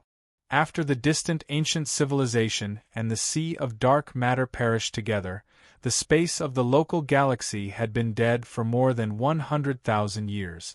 The sea of dark matter didn't appear again until the human civilization recovered and the technology became more advanced. The human civilization that had just recovered possessed the advanced technology, but it didn't have the corresponding intelligence to control this kind of ability. And that girl couldn't completely control the barbaric and powerful desire of expansion and progress of the human civilization for various reasons. As such, the human civilization still suffered a great loss even though they had learned their lesson from the experience. Many habitable planets like the Huangyu No. 2 planet had been swallowed by the sea of dark matter, and they were in a worse state than the Huangyu No. 2 planet. They sank to the bottom of the ocean, and all the life forms on the planets had become mindless monsters. The expansion of the sea of dark matter was not fast. It was only a bit faster than the traveling speed of the regular celestial bodies. However, those monsters and the spores with the ability to infect could pass through the warped voids and expand at a terrifying speed in the local galaxy. Fortunately, these monsters and spores had no consciousness and didn't seek out the warped voids on their own. All they did was drift randomly in the universe. Those formerly prosperous human planets had more monsters. They stayed in the deep part of the sea of dark matter and seldom encountered the human civilization, which was why they were called the Undersea. There was only one special circumstance, which was when the newly formed space crack connected this world with the galaxy occupied by the sea of dark matter. When it happened, the humans would see the dark undersea and those tens of thousands, or in other words, innumerable monsters gushing out of the space crack like the tide and heading toward them. After the girl and the Grandmaster of Aoyama worked together to stabilize the situation and take control of the Federation of the Milky Way, such an event had occurred only 5 times. The last time was when the Stargate base suffered a catastrophe decades ago. It had to be said that the new human civilization was quite lucky, and it had survived until now. The space crack was very long, but it happened to be in the deep part of the burning planet. Most of the monsters of the sea of dark matter flying out of the space crack were killed by the high-temperature lava and the light and heat before they could reach the surface of the planet. Only 2 living bases were attacked by the monsters, and thousands of humans were infected. In the end, they were turned into nothingness after being bombarded by the nuclear bombs of the escort fleet. Yet, those monsters of the sea of dark matter coming out from the deep part of the planet and withstanding the high-temperature lava of hundreds of kilometers without dying were truly formidable. Of course, they were not the Grey Wood or the Jia scale. These beings that had been infected by the darkness still retained some of their characteristics when they were alive. The plants and insects couldn't withstand the high temperature, and neither could they. Most of the monsters that escaped from the surface of the burning planet into space were extremely tiny blood thumbs, and most of the ones that could be seen were lightning-fast half-tails. For some unknown reason, it was rare to see a sequence that possessed considerable intelligence. The gloomy and gray dark beings gushed out from the space crack like tornadoes, and they looked like the wind in the 1,000-mile wind corridor when they were at their most violent. The rock flows on the planet were like the water in the lake. The lotus flowers scattered abruptly, and the water rippled. Xingju fell silent while looking at the scene on the light screen. It was unclear if he had recalled the past. 17 light battleships were on the outskirts of the burning planet, attacking the surface of the planet incessantly. All kinds of weapons dropped down from time to time, creating countless lava blossoms in an attempt to swallow the tide of monsters that looked like the Black Wind. These battleships were not part of the 3 major fleets, but were the Galaxy Guard fleet of the Scorpion Tail Nebula. They were mainly used to deal with the space pirates, and the weapons and equipment on the battleships were more suitable for space warfare than for killing the monsters of the sea of dark matter. Fortunately, they had some useful weapon platforms in addition to the laser cannons, like the 7,000 metal balls floating not far away from the planet. These metal balls had their own names, but the soldiers of the Federation of the Milky Way preferred to call them the steel dandelions.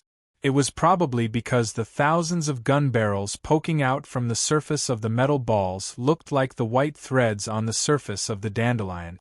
The diameter of the steel dandelions was 130 meters, with complicated ammunition storage facilities and automatic delivery devices inside, which could transport the bullets to the positions to be fired in the shortest time possible and ensure that the bullets could be fired without interruption. The steel dandelions were a kind of consumable physical weapon, which used physical bullets instead of chemical agents to accelerate the bullet. Tens of thousands of bullets the size of nails shot out from the thousands of gun barrels on the surface of the steel dandelions in less than 1 second after being accelerated by the miniature electromagnetic rings. Under the precise calculation and control of the computer, the 7,000 steel dandelions shot out an unimaginable number of bullets to ensure that there would be no loopholes. They tore the monsters of the sea of dark matter that came to the surface of the planet into powder and destroyed their existence. The dark spores drifted up incessantly and soon covered the surface of the steel dandelions. Fortunately, there was no life on the planet, so there was no need to worry about the spores being contaminated. The violent dark wind gushing out from the cracks in the space was wiped out by the more violent rain of bullets. The command system of the battleship issued an order automatically. Hundreds of steel dandelions covered with spores approached the surface of the burning planet. They hoped to kill the spores in the shortest time possible with the help of the extremely high temperature. As the dark monsters gushing out from the cracks in the space were killed, the burning planet grew quiet. The communication system of the industrial base became relaxed, and some military officers even started chatting with each other. On the distant scorching sun battleship, Tsing-Ju listened to the background noise of the monitoring system and looked at the dark speck in the deep part of the planet. He sensed something eerie in the tranquility. The temporary tranquility reminded Jing-Jiu of the unpleasant memory when he faced the monster invasion of the Snowy Kingdom in Chaotian many years ago. With furrowed eyebrows, Jing-Jiu took over the command of the distant battleships and keyed in the number 654-6549, requesting the 17 battleships to evacuate to the deep space as quickly as possible. In the meantime, he asked the 7,000 steel dandelions to finish the self-examination in advance and get ready to fire again. The commanders of the 17 battleships didn't understand why they had to evacuate all of a sudden, but their authority was too different from Tsing-Ju's, so they didn't dare resist or question him.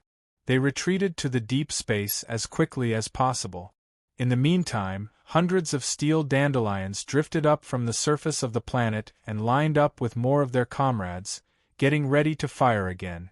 As soon as those battleships had retreated to a safe distance, the space crack in the deep part of the planet had suddenly expanded to twice its original size.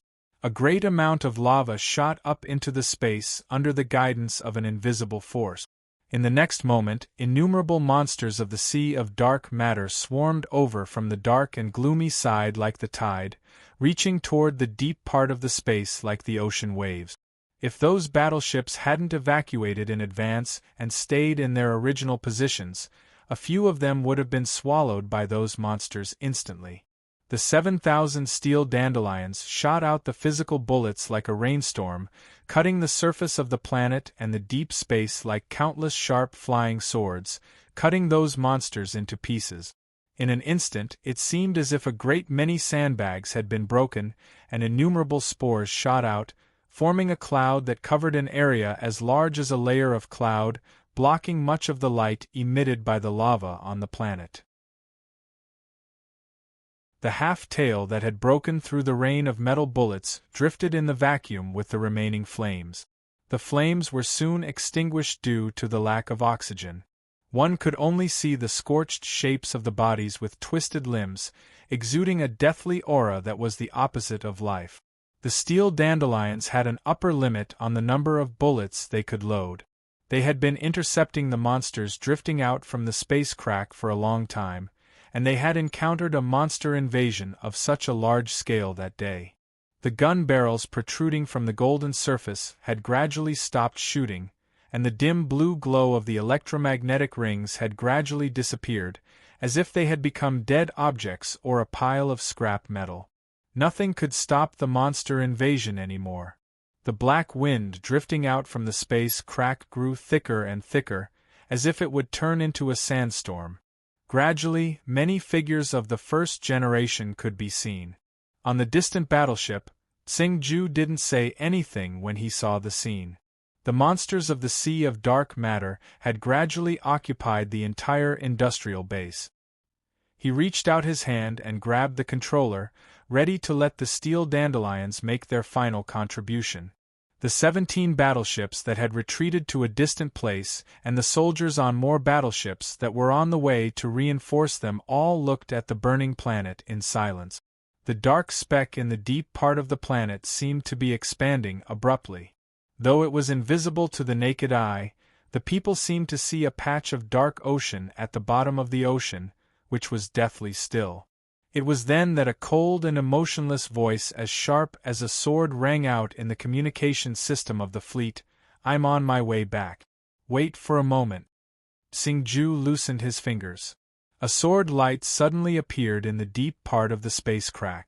The sword light was exceedingly bright, and it illuminated all the objects within a radius of a few thousand kilometers, as if it had passed through those objects. The monster invasion that looked like a sandstorm suddenly halted and then disintegrated. A Taoist in black clothing flew over from the other side of the space crack. The sword light that had traveled at a high speed among the monsters of the Sea of Dark Matter returned to his hand, illuminating his black clothing, pale face and Taoist bun.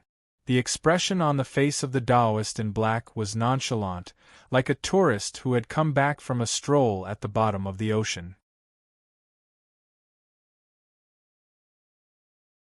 Chapter 941. The most troublesome part about the monsters of the Sea of Dark Matter was that they were hard to kill. It was easy to think of an artistic description: you can't kill a dead person, you can't boil a cup of water, and you can't freeze a block of ice. It was nonsense, but the principle was clear. Those monsters had no consciousness and life to begin with, and the principle of their existence was beyond the understanding of humans. Even if they were chopped into pieces, their cells would turn into spores and still have the ability to infect others. The structure of the spores couldn't be completely destroyed unless they were killed by a powerful light and heat or cut into tiny pieces by a weapon of a higher state. At least thousands of half-tails and the hidden sequences were killed by the Taoist man in black with his flying sword. The dismembered monsters turned into a spore storm, drifting everywhere on the surface of the planet. Many of the spores landed on his body. The grayish-black spores landed on his black Taoist robe, reminiscent of a famous limerick about the swollen body of a white dog. Those spores were still active and could infect any life form at any time, but they couldn't pass through the black cloth. The spores that landed on the Taoist man's face and hands were instantly destroyed by the shapeless sword wills. The shapeless sword wills formed a barrier around the body of the Taoist man in black. The light emitted from the planet was slightly refracted when it passed through the barrier, looking like a layer of precious light. He was the earliest descendant who had arrived at the Dream Fire industrial base. He had been maintaining the situation here, and had tried many times to melt the cracks in the space.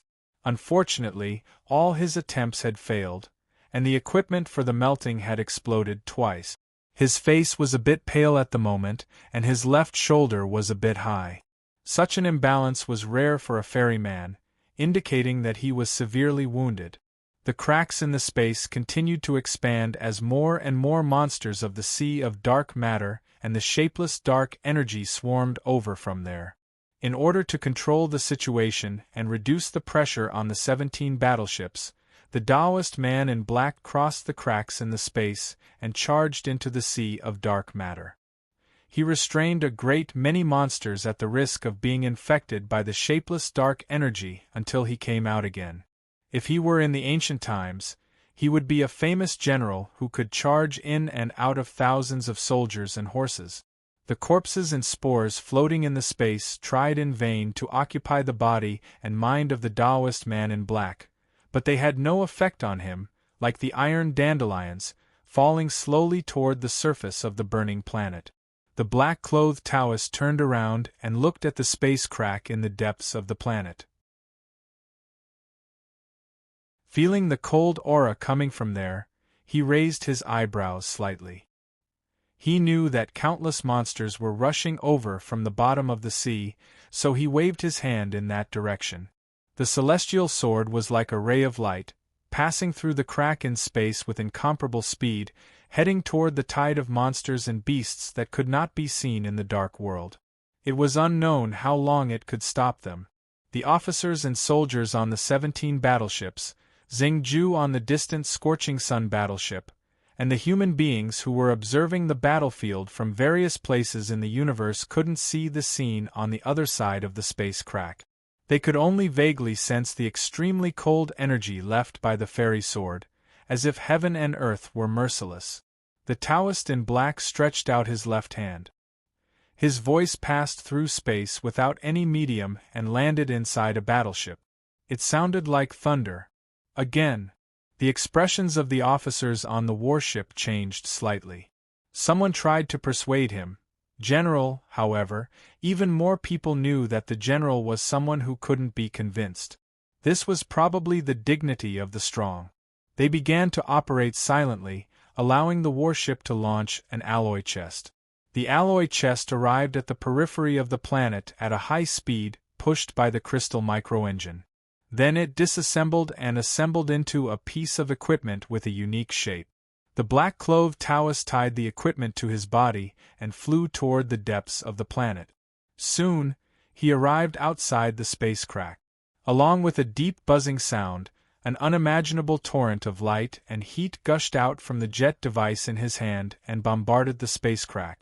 The space crack was already more than 200 meters long when it first appeared, longer than the original crack that had appeared on the Stargate base. It was a few times larger than the space crack created by the Chiming people on the seabed of the holiday planet with the gravitational field device. The space crack couldn't be melted by the nuclear explosion, so it could only be melted by the melting device. If the space crack was allowed to expand, it would soon become uncontrollable, and it would eventually extend to the width of the entire planetary system. By then, the human beings would have no choice but to abandon this patch of starry sky. However, the industrial base in the area of the Scorpion Tail Nebula was very important to the Federation of the Milky Way, even more important than the Huangyu No. 2 planet. It was impossible to allow such a thing to happen. The black-clothed Taoist had to finish melting the space crack before the arrival of the next monster invasion, even if the fairy sword would be left behind in the space crack. However, the melting of the space crack was a difficult task. The temperature of the torrent of light and heat required for the melting was too high, and the precision required was too high. It couldn't be accomplished by remote control, and the human society lacked experience in this regard. They could only rely on the ascended fairy men to control it directly. The black-clothed Taoist was severely wounded, and the fairy sword had gone to the sea of dark matter.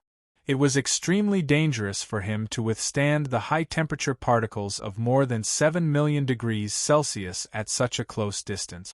It took only a moment for countless tiny holes to appear on the black Taoist robe and on the surface of his fairy body, from which a large amount of fairy energy seeped out.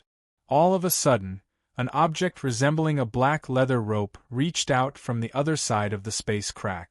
It was feeble and yet as fast as lightning, heading toward the black-clothed Taoist stealthily. The black-clothed Taoist had to ensure the accuracy and continuity of the melting process, so he couldn't evade it. With a grunt, a small shuttle-shaped sword came out from his nostrils and slashed at the black leather rope. The black leather rope seemed to be alive. It bypassed the sword wills of the shuttle-shaped sword eerily, and then headed toward the scorching torrent of light and heat fearlessly. Whoosh!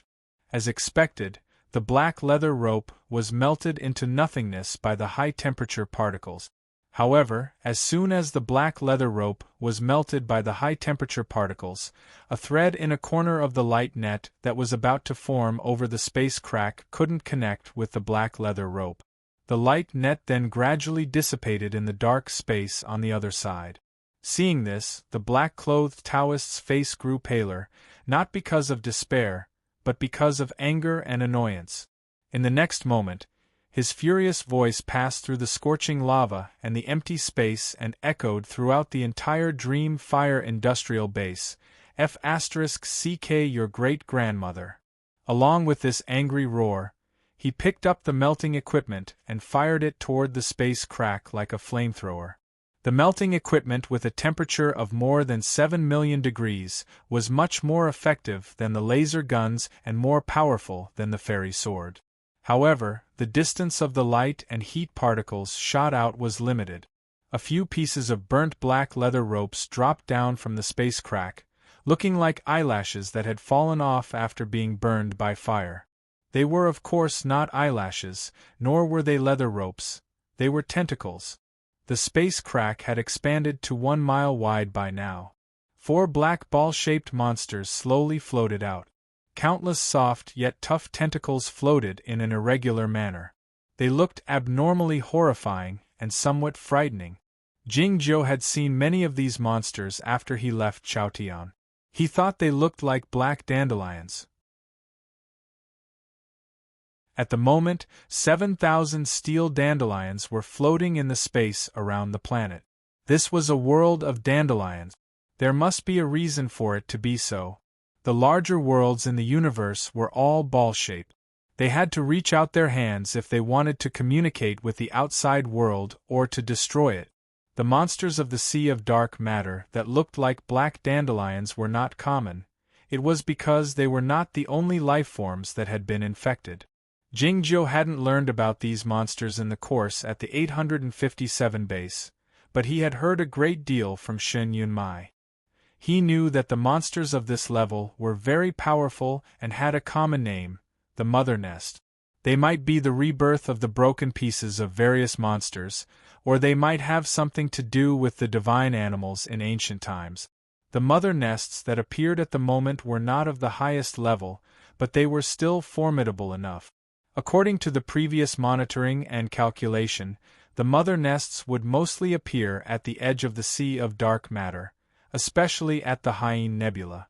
Yet, these mother nests came from the bottom of the ocean that day. This Taoist in black was truly unlucky. "Let's get out of here as soon as possible," said Xingju on the distant Scorching Sun battleship. The Taoist in black didn't heed his order, retorting expressionlessly, "If we are not the Dark Ones, why should we retreat?"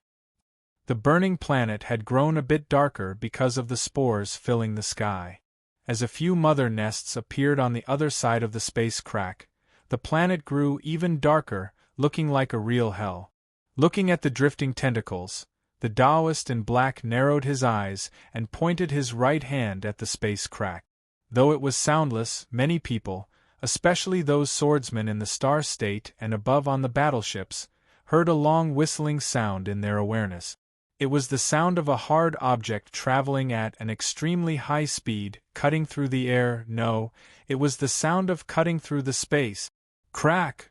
The bright sword light with the ruthless sword wills of heaven and earth hurried back from the deep part of the Sea of Dark Matter and halted by the side of the Taoist in black. A few tentacles drifted down from the surface of the mother nest's body. It was well known that the tentacles were made of a peculiar material. They looked soft but were actually very dense and tough. Even the laser cannons had a hard time piercing through them. The fairy sword didn't have a hilt, exuding a cold intent. It hovered by the side of the Taoist in black in silence. It seemed that the Taoist in black was holding the sword in his hand, but it was not the case. The Taoist in black leaned forward slightly and dashed toward the space crack along with the flying sword. In the blink of an eye, he had traveled a distance of 100 kilometers, creating a few lines of fire formed by the lava, and bumped into a mother nest. Crack! Crack! Crack! The lava in the deep part of the planet jumped up like boiling water, and even the edges of the space crack began to tremble slightly. Thousands of tiny and deep sword marks appeared on the surface of the mother nest's body, and countless tentacles drifted toward the surrounding space. The sword light flashed again, and the mother nest split open slowly, exposing the gray internal structure and simple structure, as well as a cold and dreadful energy, drifting toward the space like the disintegrating structure and tentacles. As the Taoist in black reappeared in the world, he was attacked as fast as lightning and noiselessly. Pa! A tentacle landed on his left shoulder. It was obvious that the mother nest that had launched the sneak attack had no intelligence, but it had strong enough combat instincts to know that his left arm had been seriously injured. The tentacle broke through the protective sword intent and touched the immortal body that had been refined by immortal chi for many years. It suddenly shattered. It didn't seem to cause any harm to the Taoist in black, but in fact the damage had already been done. The Taoist in black, which had long been riddled with holes, became a piece of torn cloth. A clear mark appeared on his left shoulder, and the skin festered, revealing the crystal-like immortal body. The most terrifying thing was that the immortal body was actually covered in gray and began to turn black. The Taoist in black didn't care at all. He left expressionlessly and turned into a sword, cutting open a hole on the surface of the mother nest. His left hand beckoned backward, grabbing several steel dandelions and violently stuffing them into the mother nest's body. Boom! Boom! Boom! The mother nest shook incessantly, and the tentacles on the surface danced wildly, splashing countless spores. Some cracks appeared and a faint heat seeped out. Seeing the scene, the people on the distant battleships didn't find it funny, but rather dreadful. It was well known that the steel dandelions didn't turn into scrap metal after being shot by the physical bullets. There was still a powerful multi-phase nuclear bomb in the core of the dandelions. At the moment, a few multi-phase nuclear bombs had exploded inside the mother nest's body, but it hadn't exploded yet. What was this monster made of? How could it be so strong? The mother nest that had withstood the explosion of the nuclear bombs didn't explode, but it was still dead. The death referred to the loss of the ability to move and the will to destroy the objects in the real world. Looking at the two mother nests behind him, the Taoist in black dashed over expressionlessly while holding the fairy sword in his right hand. The cold and powerful sword wills passed through the high-temperature light and heat particles left by the melting equipment, producing a peculiar lethal effect. 10 seconds later, the 4 mother nests were all dead. Some of them had turned into broken pieces, and some were like duds. The last 2 had turned into deflated rubber balls, drifting back to the other side of the cracks in the space. It was unclear how long they would drift in the world of the Sea of Dark Matter, and where they would drift to. The Taoist in black looked at his left shoulder. His injury was severe to begin with, and he had consumed a great deal of fairy energy to kill the 4 mother nests. Most importantly, the injury on his left shoulder was troublesome. The dark energy left by the mother nests during their attack was much more powerful than those spores. His fairy body was already damaged, and the dark energy had the tendency to spread to the deep part of his body. He reached out his hand to call back the fairy sword without a second thought and hacked at his left shoulder. As the sword light flashed and the fairy energy flowed, his left arm separated from his body and drifted slowly toward the Sea of Dark Matter, following the corpses of the mother nests. Again, the voice of the Taoist in black broke out like thunder in the 17 battleships again. Seeing the scene, the officers and soldiers on the battleships felt moved and impressed. They didn't want to persuade him anymore. They sent over a new melting device and a new mechanical arm as quickly as possible. The Taoist in black took over the mechanical arm and assembled it on his shoulder. He grabbed the miniature gravitational field ejector of the melting device and set it to feel. He found that the device was indeed very stable, but he still felt a bit uncomfortable, furrowing his brows. "Keep going." Along with his voice, a steel dandelion exploded on the surface of a planet thousands of kilometers away. The nuclear bomb produced a bright fireball, exuding a great deal of light, heat, and radiation. The Taoist in black found a few wisps of fairy energy from the light, heat, and radiation. He took a deep breath and inhaled the fairy energy through his nose, feeling a bit better. Those living spores seemed to have sensed his danger and drifted toward a farther place, but they were soon destroyed by the light and heat he had absorbed. The Taoist in black came before the crack in the space again, while holding the melting device. The officers and soldiers on the 17 battleships and the people on more distant battleships looked at the scene in silence, praying that the sea of dark matter would calm down for a while, giving him and the humans enough time. Time elapsed slowly.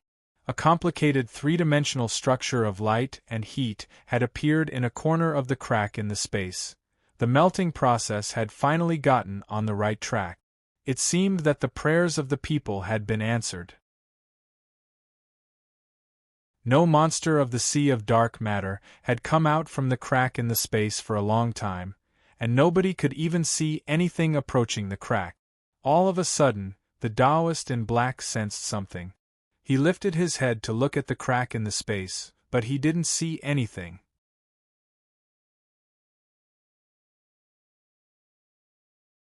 Chapter 942. The Sea of Dark Matter was on the other side of the crack in space. According to the definition of this world, there was nothing there, but it was not the case that he couldn't see anything here. It was because a certain entity had blocked his vision and spiritual awareness. Yet, that entity was not in his field of vision. It was an eerie state. The Taoist in black turned into a sword light and retreated without hesitation, leaving the corrosive equipment on the same spot. In an instant, he had arrived on the surface of the planet a few thousand kilometers away. An earth-shattering explosion took place. The unimaginable heat and light gushed out from the deep part of the planet, causing the lava on the surface of the planet to splash more violently. Almost at the same time, the 17 battleships launched a supersaturated attack at the crack in space. Regardless of the effectiveness of the attack, the laser cannons and all kinds of physical weapons struck down like a violent storm. On the distant Scorching Sun battleship, Tsing-Ju sensed the abnormality on the other side of the crack in space. He reacted quickly by crushing the sensor in his hand. More than 7,000 iron dandelions on the surface of the planet fell down toward the deep part of the planet like real dandelions, and then exploded one after another. The crack in space was less than 1 kilometer long. A pit appeared in the industrial base of the planet due to the powerful distortion of the space. As a result, the people could observe the pit by means of various devices, and they could also attack it. There were nuclear power furnaces in the corrosive equipment, the supersaturated attacks of 17 battleships, and more than 7,000 multi-phase nuclear bombs. All of them fell on the area less than 1 kilometer away. What kind of energy would be generated? The crack in space wouldn't be eroded into a glass, nor would it become wider, but the structure of the planet would be affected. Pa! Pa! Pa! All kinds of monitoring devices and communication systems made such sounds, as if many things had been disconnected. The lava had gradually calmed down, but the pit was still there. The embers of the nuclear bombs above the crack in space had gradually faded away, but a great deal of flames still remained. None of the nuclear bombs could pass through the crack in space, and none of the laser beams or the weakest electromagnetic rings could fly through the crack in space. All the attacks were blocked. The flames grew smaller and smaller, and some of them had even disappeared. The crack in space grew dark again. All of a sudden, the flames started moving slowly, as if the crack in space was like a cold and dreadful huge eye in the universe. The eyeball of the eye was moving with the glowing specks on it. It turned out that the spatial crack had long been filled up by a huge object. It was no wonder that no matter if it was vision, divine sense, or attacks, they couldn't pass through. The question was, what was this gigantic object that could block all attacks and even all living things? The black-clothed Taoist looked at the spatial crack in the distance and muttered, "Solitary one." The sea of dark matter could swallow and destroy everything, turning all the life forms into the opposite of the life forms. It still existed, but there was no sign of life. If the life in this universe was born toward death, and time and the laws of thermodynamics were the accomplices, then these monsters were the tools of the sea of dark matter to turn life into death. They were not divided into classes and species, but these monsters were defined as different existences by the humans according to the different life forms contaminated by the dark energy, and they were ranked in a clear order. No matter how one looked at it, the Dark Ones were always at the top of the monsters of the sea of dark matter, and they were like emperors. There was only one simple piece of evidence to prove how powerful the Dark One was. After Jingzhou left Chaotian, he saw some mother hives in the space. Those mother hives were all killed by the Snow Girl. It wasn't until the end that Jingzhou encountered a huge living mother hive, which meant that the Snow Girl didn't attack the mother hive first. Jingzhou had almost been dragged into the abyss of death by her. A being that the Snow Girl didn't want to deal with, and one that had almost killed Jingzhou, was of course the most powerful and dreadful being that the humans had encountered. The mother hive that appeared at the moment was a dark one. The spatial crack about 600 meters wide looked like a huge and dreadful eye in the space. The slowly rotating eyeball in the eye socket was the body of the Dark One, or a part of its body. The nuclear bombs didn't leave any marks on the surface of its body, save for some residual flames. The fire gradually became smaller and then separated. Affected by the distortion of space and the restraint of the low gravity of the planet, it turned into all kinds of bean-shaped fireballs. Like teardrops, they separated from the space cracks and scattered into the planet and the universe. Seeing this scene, many humans on the battleships had similar imaginations. But it was not so artistic in reality. Those in the light couldn't see anything in the dark, but those in the dark could see what was happening in the middle of the light. If they could see everything, they wouldn't have any emotions, let alone art. That cold and silent aura seemed to be real, emanating from the other side of the spatial crack and the surface of the body of the Dark One. It was even colder than the universe outside the planet. It wasn't that the temperature was lower than absolute zero, but that the aura contained an undisguised and naked sense of death. Any life that came into contact with this aura would feel fear and cold. An extremely low voice rang out from the depths of the planet. Like the magic of the ascendants, the voice seemed to travel with the distortion of space and instantly spread across the entire Scorpion Tail Nebula. It was the compression of space, the friction of the hardest things in the universe. The spatial crack continued to expand at a visible speed. The dark, cold and huge mother hive seemed to be squeezing out of it. The scene was extremely horrifying, like a zombie's eyeball falling out. The black-clothed Taoist stood in the space outside the planet and looked over there in silence. The mechanical arm that had just been assembled ignited with sword fire. Flying swords slowly passed through like shuttles. What was he trying to do? "Unxing, come back." On the Scorching Sun battleship, Tsing-Ju looked at the light screen with a hint of anger and worry in his calm eyes. "This is an order," he said tersely. It turned out that the name of the black-clothed Taoist was Unxing. He didn't heed Tsing-Ju's order. Silent, he looked at the Dark One who was squeezing out of the spatial crack in the distance, the desire to fight growing stronger in his eyes.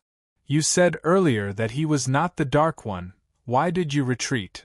Tsing-Ju's voice grew much milder in the communication system. "Now that you know that he is the Dark One, why didn't you retreat?" The black-clothed Taoist said expressionlessly, "You misunderstood me. If he is not the Dark One, why should he retreat? And if he is, he shouldn't retreat." The black-clothed Taoist had a simple name, Unxing. The cultivation sect he founded in Chaotian had a simple style of doing things. Even the names of the disciples were simple. For instance, white hair, a young man, and sure sway. However, his name had an allusion to it. It originated from a saying, "Heaven has no favor, but it is a great favor." It was true that this black-clothed Taoist was the founding Grand Master of the No Mercy sect, the fairy swordsman Unsheng. The No Mercy sect had always been the staunchest ally of the Aoyama sect. The cultivation circle in Chaotian thought that the relationship had been established after the invasion of the underworld and the arrival of the Aoyama sect. Nobody knew that the relationship had existed since the founding of the No Mercy sect. The fairy swordsman Unsheng had a very high cultivation state, and the sword wills of the No Mercy sect were ruthless in heaven and earth. They played an important role in the battle against the Sea of Dark Matter. Yet, the Dark One was a king among the monsters of the Sea of Dark Matter. If he were in his prime, he might be able to fight against the Dark One, but he was wounded severely that day, so he would lose for sure and most likely die. As far as the humans were concerned, a swordsman like him was a rare resource and should be protected. Nobody wished for anything bad to happen to him.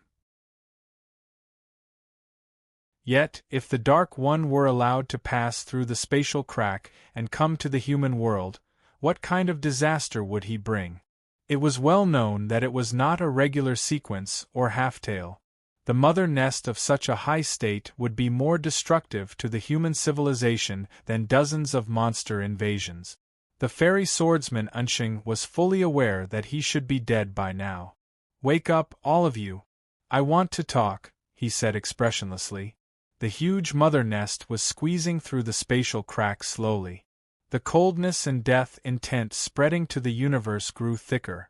The 17 battleships closest to the mother nest were shrouded by this intent. The soldiers on the battleships were bewildered. It was the result of being influenced by the mental waves. All of a sudden, a thunder-like yell burst out on the battleships. Everybody woke up from the influence of the mental waves and maneuvered the battleships to retreat to the deep part of the space. The image of the black-clothed Taoist was magnified on the light screen. "I'm the first sect master of the No Mercy sect. My secular name is Tsunyu. Like the predecessors of the past generations, I'll die fighting in this cold heaven and earth today. Please see me off." The voice of the black-clothed Taoist echoed in the communication system and the 17 battleship. His public identity in the Federation of the Milky Way was the manager with the highest authority in the logistics department of the Star Chain fleet. A few days ago, he came to the Scorpion Tail Nebula to inspect the safety of the industrial bases after he had registered for the second time on the 4th residential planet of the Silver Star. It was then that he encountered the explosion. He had brought only 3 light battleships with him, and they were all here. The direct subordinates of the 3 battleships had been shocked in the last few days, not because of the explosion or the spatial crack, but because they suddenly found that the general had turned into a swordsman in the universe after taking off his military uniform, a swordsman in the universe who had surpassed the inherited knight state. Was this the rumored sun-sinking state? But why did the general wear such strange clothes? And what was that sword-like weapon? These questions had been lingering in the minds of many people, but they hadn't found an answer until now. By the time they heard the thunder-like statement, the black-clothed Taoist had already left his original position and arrived in front of the spatial crack like a flash of sword light. He brought his hands together and thrusted them toward the mother nest. The powerful and evil cold energy blocked in front of the mother nest like a solid wall, thick and sticky. Even the most powerful sword will of the No Mercy sect couldn't cut it open. The sword light was oppressed by an unimaginable power, and the cold energy spread from the tip of the sword to his wrist and even his body. A layer of frost instantly appeared on the surface of the fairy sword and the black Taoist robe. It was not the ice condensed by the water vapor, but the metal vaporized in the core of the planet, which was frozen by the cold energy emitted by the mother nest. The frost grew thicker and turned into a silvery smooth surface, glistening. The black-clothed Taoist was also covered by a layer of silvery glow, as if he had turned into a statue. A statue was of course an inanimate object. As death was about to befall him, the silvery glow was slightly disturbed, and a figure appeared by the side of the black-clothed Taoist. A young monk flew to the front of the spatial crack while stepping on a metal plate, and placed his right hand on the shoulder of the black-clothed Taoist. "Leave it to me." The young monk was good-looking, with a handsome and amiable countenance, and his bare feet looked like a white lotus flower. There were many worlds on the metal plate, each belonging to its own heaven and earth. More importantly, the young monk didn't show any fear on his face even though he was right in front of the spatial crack, with a faint smile and a layer of silvery frost on his face. He was the Grand Master of the Zen sects, the former Great Compassion monk, and the current Joyful monk. There were many cultivation sects in Chaotian, but only 5 of them could be called Grandmasters. The Grand Master of Aoyama, the Grand Master of Cloud Dream, the Holy Master of Yamatsai, the Grand Master of the Bloody Demon sect, and he, the Grand Master of the Zen sections. The Grand Master of Cloud Dream had ascended more than 20,000 years ago, and what he had done after that was unknown. The Grand Master of the Bloody Demon sect died at the hands of the broadsword and sword of Chao Yuan and Jingjiu. The story was actually quite gloomy if one thought about it. The Holy Master of Yamatsai died in a battle against the Sea of Dark Matter. He didn't commit any conspiracy. He died for the sake of the populace and the peace of the world. Only the Grand Master of Aoyama and he, the Grand Master of the Zen sects, were left. The Joyful monk was at the top in terms of reputation and cultivation state.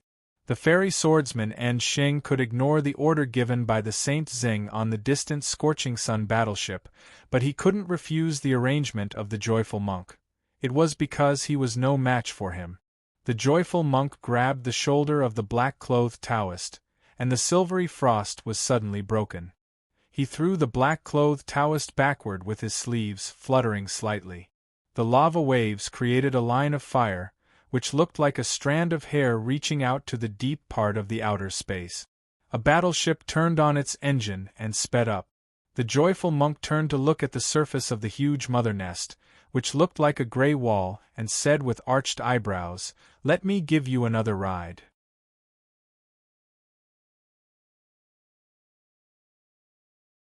Chapter 943. After saying this, Happy Monk closed his eyes and took a deep breath. The space crack was deep in the planet, surrounded by high-temperature molten rock. Some metal layers could already be seen clearly, but they were blocked by the distorted space and could not fall, just like a cliff.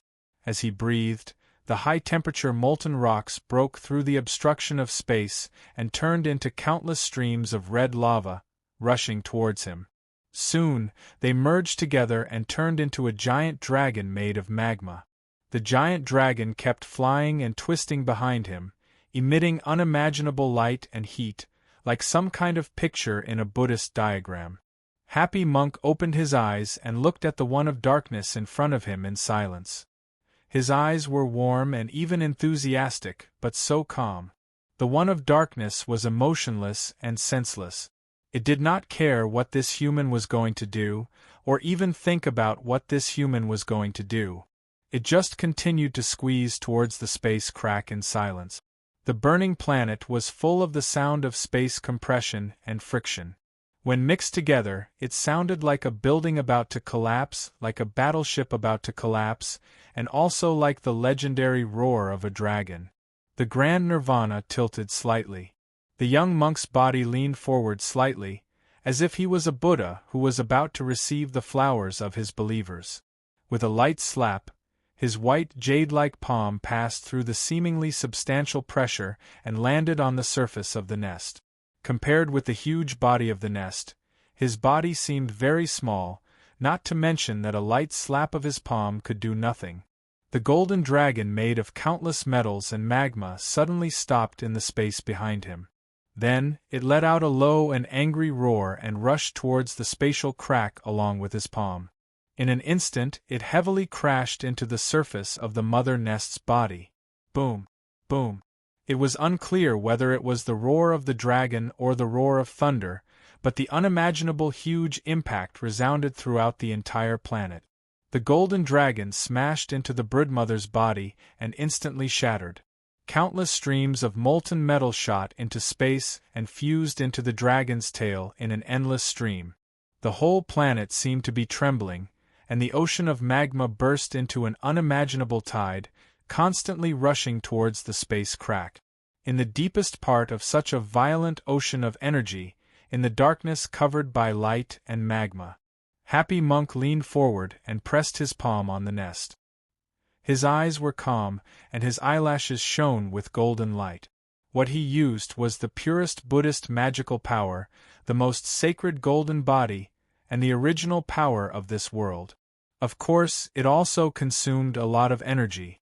In just a dozen or so breaths, his cheeks had become thinner. His eyes were still clear, but there were a few wrinkles at the corners of his eyes, as if he was growing old. It wasn't an exaggeration to say that the realm and divine abilities that the young monk was displaying were already at the peak of humanity. If this huge broodmother had consciousness, it would have sensed danger and chosen to leave temporarily.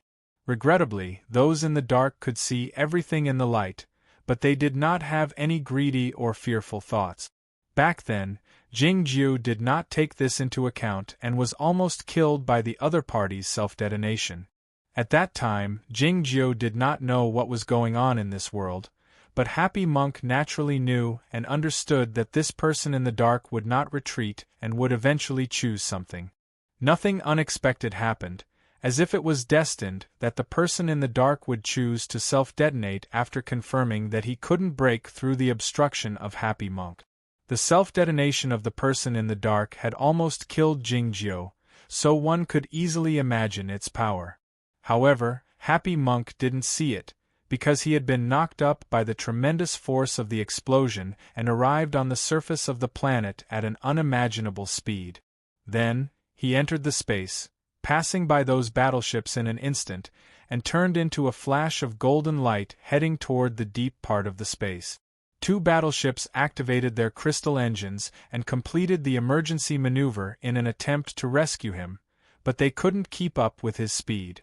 It didn't take long before the burning planet became a small red dot in his field of vision, though it was still very clear in the eyes of Happy Monk. Half of the planet had been torn apart by the self-detonation of the person in the dark from the inside. It looked like the top of the planet had been opened, or like a liquid metal robot had exploded from its chest, with a head hanging out of it. It looked extremely disgusting and ugly. The edges of the cracks in the space were sprayed with a grayish slurry. The width and length of the cracks had become larger and more stable. The monster invasion occurred again. Many monsters of the sea of dark matter drifted toward the space, while the battleships were in a state of confusion and the fairy swordsman En Xing couldn't fight anymore. The Happy Monk was quite satisfied with the outcome, but even if he was not satisfied, he couldn't do anything about it. His body under the tattered monk robe had countless cracks on it, which looked like tens of thousands of golden threads under the illumination of the distant permanent star. This was the golden body of the Guoqing temple. It would be difficult for him and Chao Yuan to kill them. All of a sudden, a beam of light appeared somewhere in the distant space, illuminating the tide of monsters of the sea of dark matter and killing many of them instantly. The beam of light should be the plasma cannon that had decapitated the Scorching Sun battleship. Unexpectedly, the Scorching Sun battleship was equipped with the plasma cannon. What was his teacher trying to do? The young monk continued retreating toward the deep part of the space at an unimaginable speed. He looked at the scene in the distance expressionlessly, thinking about these trivial matters. When would he reach the end of the drift? When would the fight come to an end if it continued like this? A metal disc rushed over from afar and landed behind him, gently catching his broken golden body. He closed his eyes, stopping thinking about these matters. The Scorching Sun battleship arrived at the Dream Fire industrial base at an unimaginable speed. The plasma cannon had arrived a long time before the arrival of the battleship, tearing apart a great many monsters of the sea of dark matter and stabilizing the morale of the officers and soldiers on the 17 battleship. In the next moment, the battleships following the Scorching Sun battleship from the outside of the 857 galaxy arrived one after another, and more battleships arrived in this part of the galaxy. The situation was under control for the time being. Countless nuclear bombs of various forms were tossed onto the planet like garbage. The military didn't have the extravagant hope of eradicating the crack in the space. All they hoped was to block the exit of the monsters of the Sea of Dark Matter. In the beginning, many monsters of the Sea of Dark Matter had escaped. Many battleships requested to pursue them, but Tsing-Ju refused. The situation on the side of the crack in the space was still perilous. More importantly, the battleships would face a great deal of risk if they pursued those monsters. As such, only a few hundred unmanned flying devices and a large number of scouts were left behind to pursue those monsters. As long as there were no life forms in that part of the universe and no navigational routes, the problem would not be serious. The military could wait until the crack in the space was completely eroded and then turn around to attack and annihilate the monsters. 5 days had passed since the second explosion. The battleships from various galaxies had filled up the space around this galaxy and were attacking the burning planet incessantly.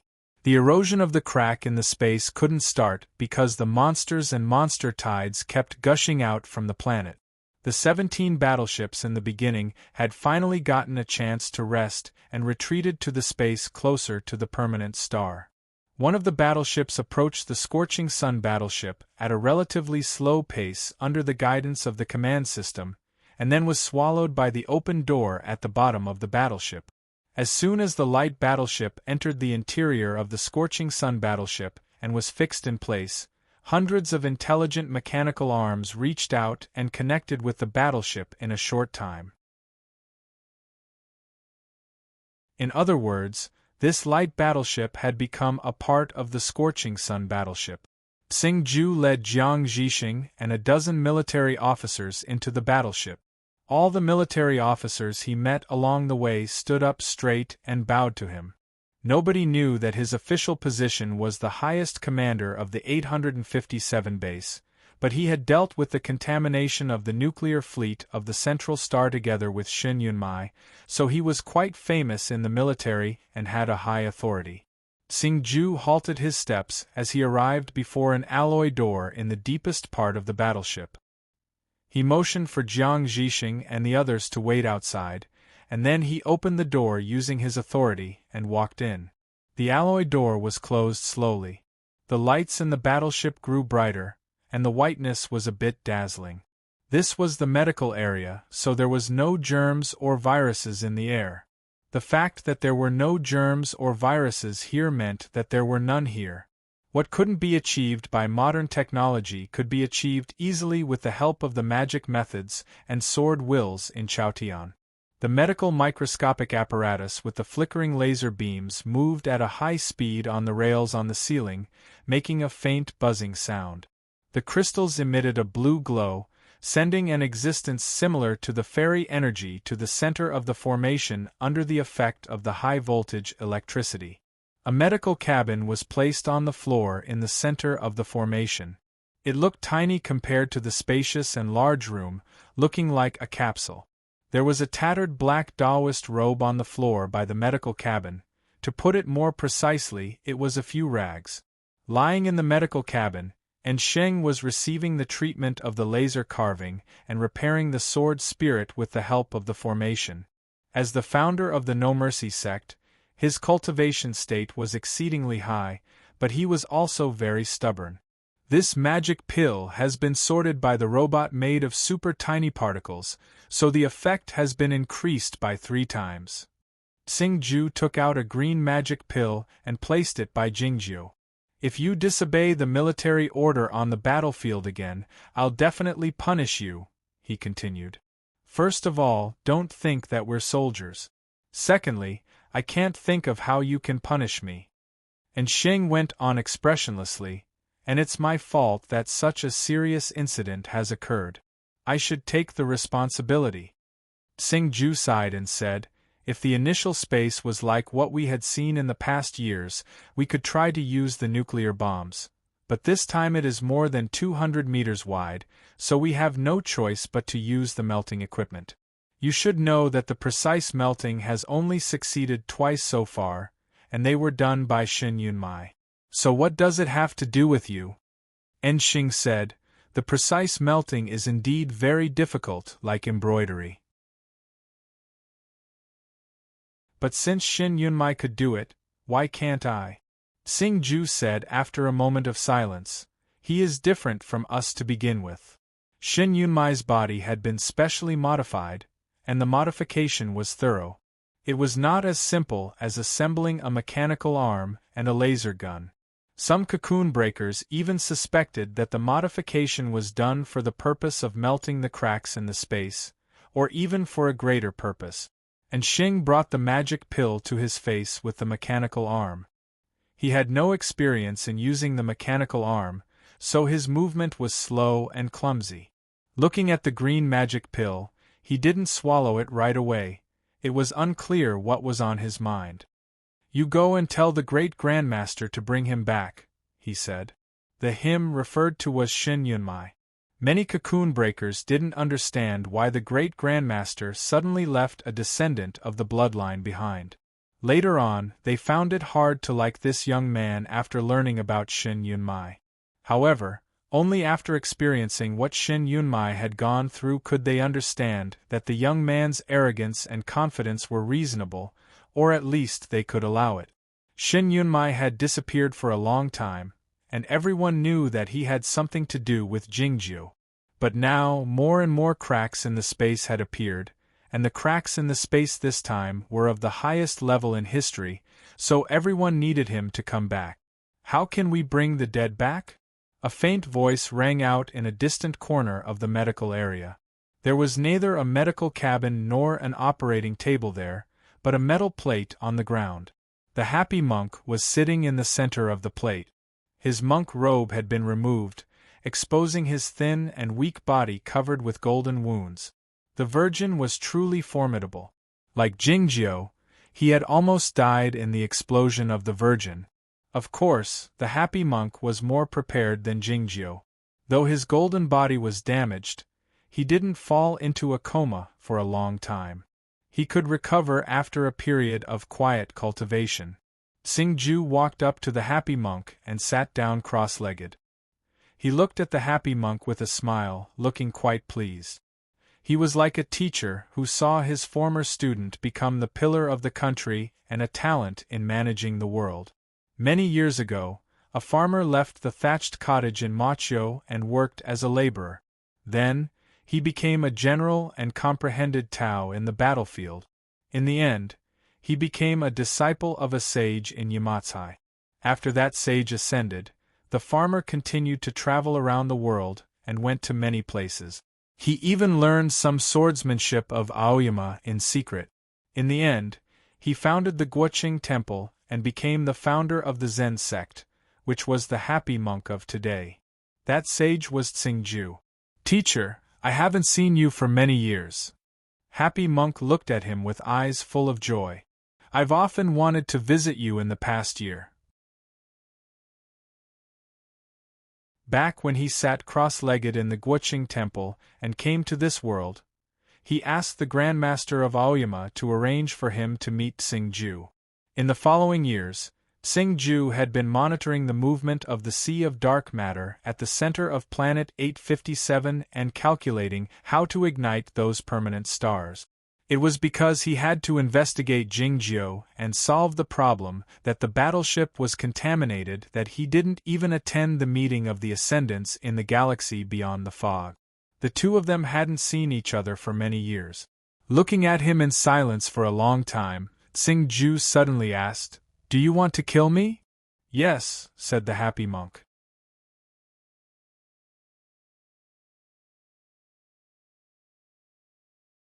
Chapter 944. It was an unreasonable statement no matter how one looked at it, but Xingju had asked it, and the joyous monk had answered. Even the figures in the heavenly arrival state could sense the secrets of heaven and earth, to say nothing of the fairy men who had ascended. Tsing-ju was a true sage, so he couldn't have made a wrong calculation. No matter how absurd the deduction was, it must be correct as long as it could be deduced. As such, Tsing-ju didn't ask why the joyous monk wanted to kill him and his master, but the joyous monk started his own narration. Regardless of whether it was the University of Stargate or any other university, the research of the professors and the conjectures they had reached were all correct. The mass and gravitational forces could easily be deduced that the world of dark matter occupies more than 90% of the world. As such, why do we think that the world we live in is the real world? It's evident that the sea of dark matter is the real main world. Tsing-ju had heard many similar theories and deductions, but his countenance remained calm, not in a hurry to refute. The warped hole might be the wormhole in the dam of the main world, and the sea of dark matter might be the river water on the other side of the dam. No matter what, we and the world we live in are not important. It is merely a space hidden in the darkness. When we dig a hole in the main world and try to find a shortcut, how can we prevent the river water from rushing over? The joyous monk continued, when the flood comes over, we, the ants living in the dark and gloomy cave, can work enthusiastically and struggle fearlessly, but how can we resist the flood? You have seen it over the years. The universe we live in is full of holes, and it's impossible to repair them. Even if a large amount of energy is used to repair the holes by tearing down the walls, it can only delay the process. What's the point of doing so? Lying in the medical cabin, the fairy sword Unshing heard the conversation in the distance. He raised his eyebrows slightly and tossed the green magic pill into his mouth. He chewed it up like a bean and swallowed it down. If I hadn't seen you destroy the one of dark ones, I would have thought that you were going to surrender, he said in a deep voice. Surrendering is not so hard to understand. Those mother nests were too powerful, especially the virgin. Even with Jingyang's innate talent, he had almost died in front of it. How many times could I block it? You should be well aware that those mother nests are the collection of spores and the work of the monsters, and the foundation of those in the dark is the ancient gods and giants in Chaotian. Those beings are more powerful than the human cultivation practitioners, but they still succumbed to the destructive will of the sea of dark matter and became eternal statues. The rosefinch was the only one who chose to burn himself and perish together with the sea of dark matter. Happy Monk looked into Tsing-ju's eyes and asked, "Where does our self-confidence come from?" The medical area was very quiet. Only the faint humming of the medical equipment hanging on the ceiling could be heard. It felt like the background noise of the universe. The fairy sword Unshing closed his eyes, feeling the power of the green magic pill spreading in his body and feeling the fairy energy filling up his body. The mechanical arm on the left side of his body was so quiet that it seemed to have run out of energy, and the sword wills had begun to accumulate between the fingers of his right hand. He told the happy monk that if he hadn't seen him destroy the one of dark ones, he would have thought that he was going to surrender. There was a deeper meaning in this statement. Otherwise, why would he take the opportunity to swallow the magic pill? The low and deep noise of the medical equipment suddenly disappeared. It was because the whole medical area was isolated by a formation. Unshing opened his eyes slowly and took out a tube of medicine from the side wall of the medical cabin. He broke his neck and brought it to his nose to sniff it deeply. A moment later, a devilish green glow came out from the deep end of his eyes. He felt much better and even a bit excited. He slowly sat up in the medical cabin and reached out to recall the shuttle-like fairy sword. Looking at the back of the happy monk, he said, "I don't want to set myself up as a statue. I just want to burn to my heart's content like the vermilion bird." The happy monk didn't turn around. He said in an emotionless voice, "The medicine you're taking now is developed by Shin Yunmai. It's useless except that it can make people lose their minds, and it can't help you kill me." According to the moral standards of human society, using this kind of illegal medicine was certainly not a good thing. But for people like Shin Yunmai and the fairy sword Enxing, the ordinary moral laws were not applicable. The happy monk didn't care about this, and he knew he couldn't convince this loyal follower of the Grandmaster of Aoyama. He just stared at Xingju's eyes. Xingju looked at the fairy sword Enxing in the medical cabin and said softly, "You're too badly injured. You'd better take a rest first. I'll deal with the things here." The fairy sword Enxing lay back in the medical cabin and said, "You and your disciple should deal with your own affairs. Call me when you want to fight." The happy monk didn't turn his head around. He continued to say to Xingju, "The embankment is 1,000 miles long, but it's not the surging river outside, but the endless ocean. It's meaningless for us to stay on the embankment and guard the wheat fields behind. We have to solve the problem from the root." After a moment of silence, Xingju said, "I understand what you mean. But the rules of the two worlds are completely different, and we can't communicate or even perceive each other. As such, we can't negotiate, and you can't even surrender even if you want to." The happy monk said, "We, the ascendants who have ascended in the past, have been influenced by Shin Aoyama either actively or passively, so we can't think out of our fixed way of thinking. As such, I went to Zhao Lei first and told her my idea. I think the queen is in the sea of dark matter, and I want to find her." The expression on Xingju's face changed slightly. "I understand now," he said. "But the Snow Girl is nevertheless a life created by the humans. Can she communicate with that world?" The happy monk shook his head and said, "Everybody thinks that the queen is created by that god, or is she the spirit of the treasure in Chaotian, but I know her very well, and I can vaguely sense that she can perceive and even control the dark energy." The fairy swordsman Enxing couldn't help but say in the medical cabin, "Don't always feel it yourself." The happy monk had finally turned around and said calmly while looking at the medical cabin, "Have you ever thought of a possibility? Is the laboratory in Chaotian trying to produce human swordsmen like us, or is it that God is trying to cultivate a being who can connect the two universes?" No more sound came out in the medical cabin. It was evident that this inference was beyond the imagination of the fairy swordsman Enxing, but it was persuasive to him. Xingju asked, "Even so, how can you be sure that the Snow Girl is willing to help the humans? How can she stop the spreading of the sea of dark matter?"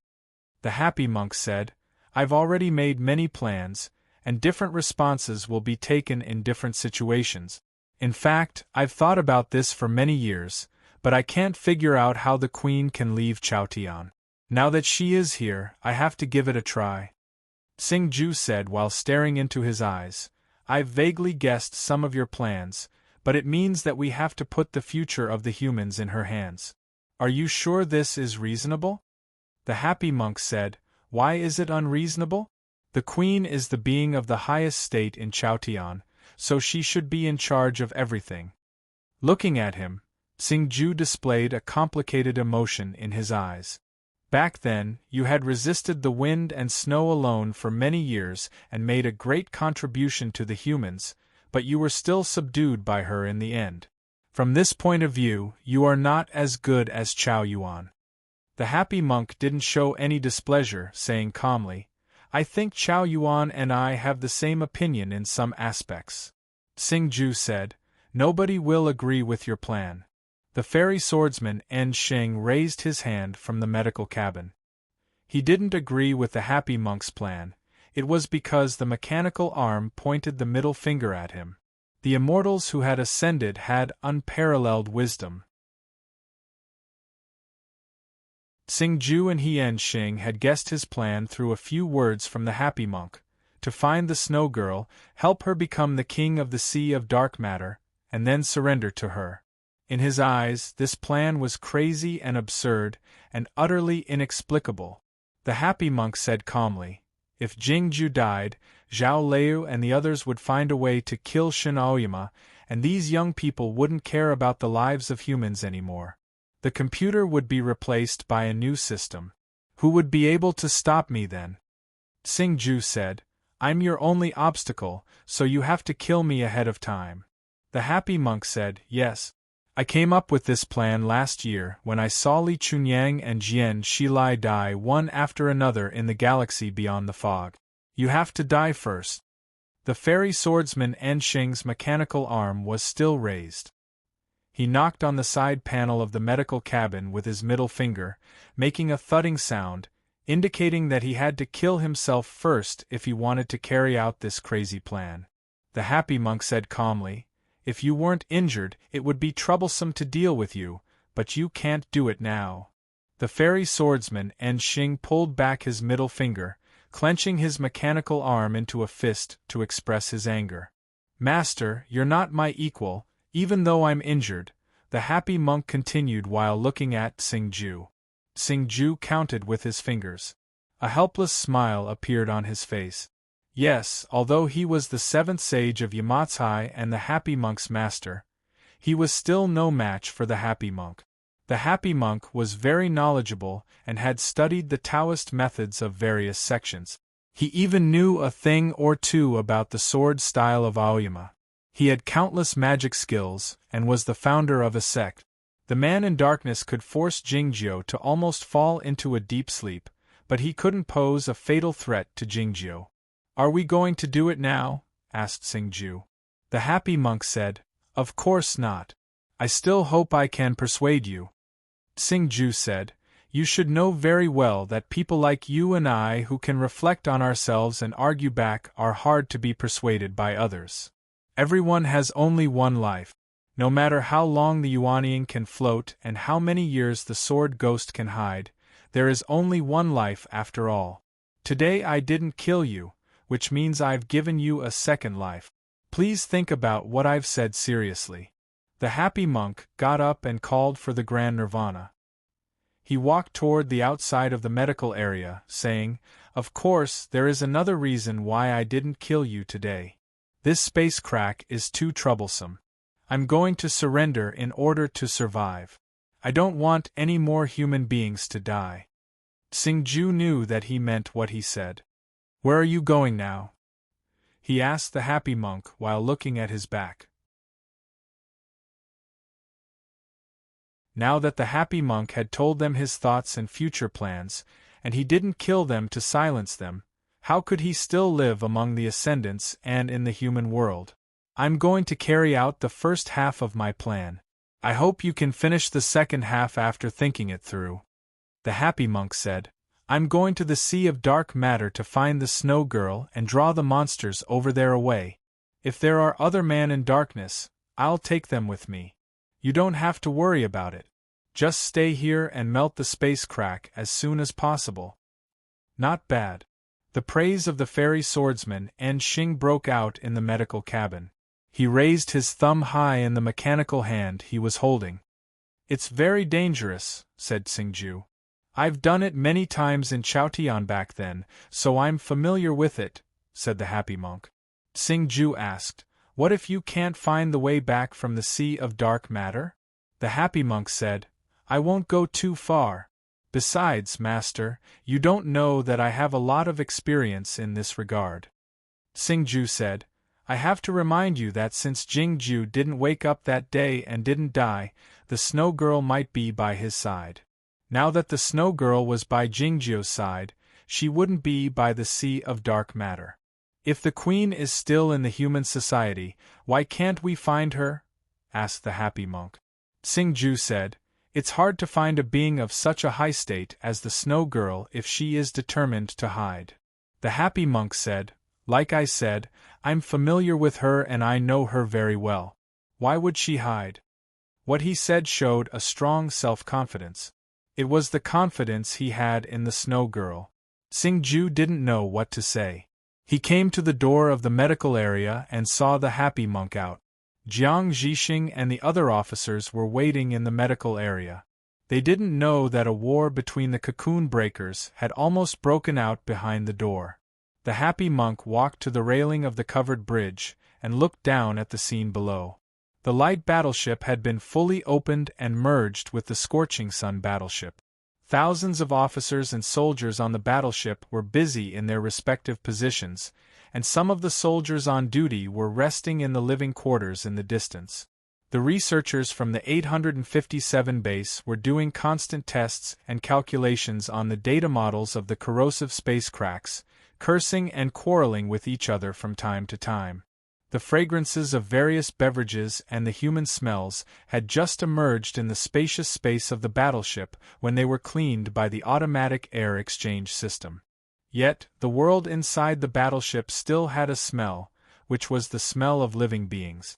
Looking at these scenes and sensing these smells, the happy monk's face, which was full of golden cracks, revealed an expression of joy and admiration, his eyes full of genuine passion. Then, he nodded to Tsingju in greeting and disappeared like a breeze.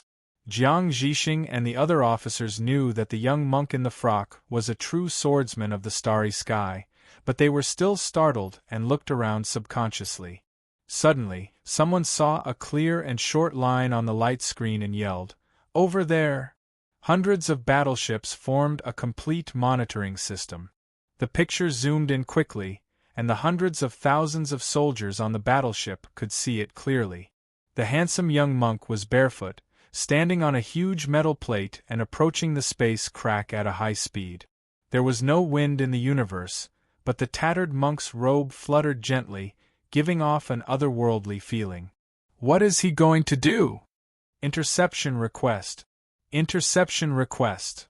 Countless chaotic voices rang out in the communication system of the fleet, and dozens of authorization requests and requests for instructions appeared in the command system. As the commander with the highest authority, Tsingju ignored the voices and requests for instructions. All he did was look at the scene on the light screen in silence. Gradually, the astonished screams stopped, and the requests for instructions didn't happen again. The officers and soldiers on the scorching sun battleship were so shocked that they stopped what they were doing. Even the researchers of the 857 base stopped arguing. The planet was still ablaze. It was unclear how many years it would take for it to become the Dream Fire industrial base again and continue contributing to the human society. The young monk stepped on the metal plate and arrived on the surface of the planet. He flew to the front of the space crack along the great rift valley in the lava. Without hesitation, nor did he turn his head around to take a look at the universe, he flew over there. It was quiet on the scorching sun battleship. The captain of the battleship, Jiang Zhixing, murmured after a long moment of silence, "Does he know where it is?" "He of course knows it is the hell," said Tsingju. The sea of dark matter was on the other side of the space crack, which was the hell for the humans. Since he knew it, why would he go there? It was quiet in the living quarters as well. The researchers of the 857 base suddenly felt tired and didn't want to quarrel any longer. They returned to their workstations and started to check their mathematical models in silence. The middle-aged researcher with a dark skin, wearing a gray checkered shirt, turned around and headed toward a spot below the battleship while holding the cup of jasmine tea in his hand. Though many people were shocked and baffled by what they had seen earlier, he understood why the young monk did what he did. The people of the Guoqing Temple, including the Zen master, the broadsword King Chao Yuan, and those regular doctor monks who saved the people from suffering, all had a simple concept. If they didn't go to the hell, who would?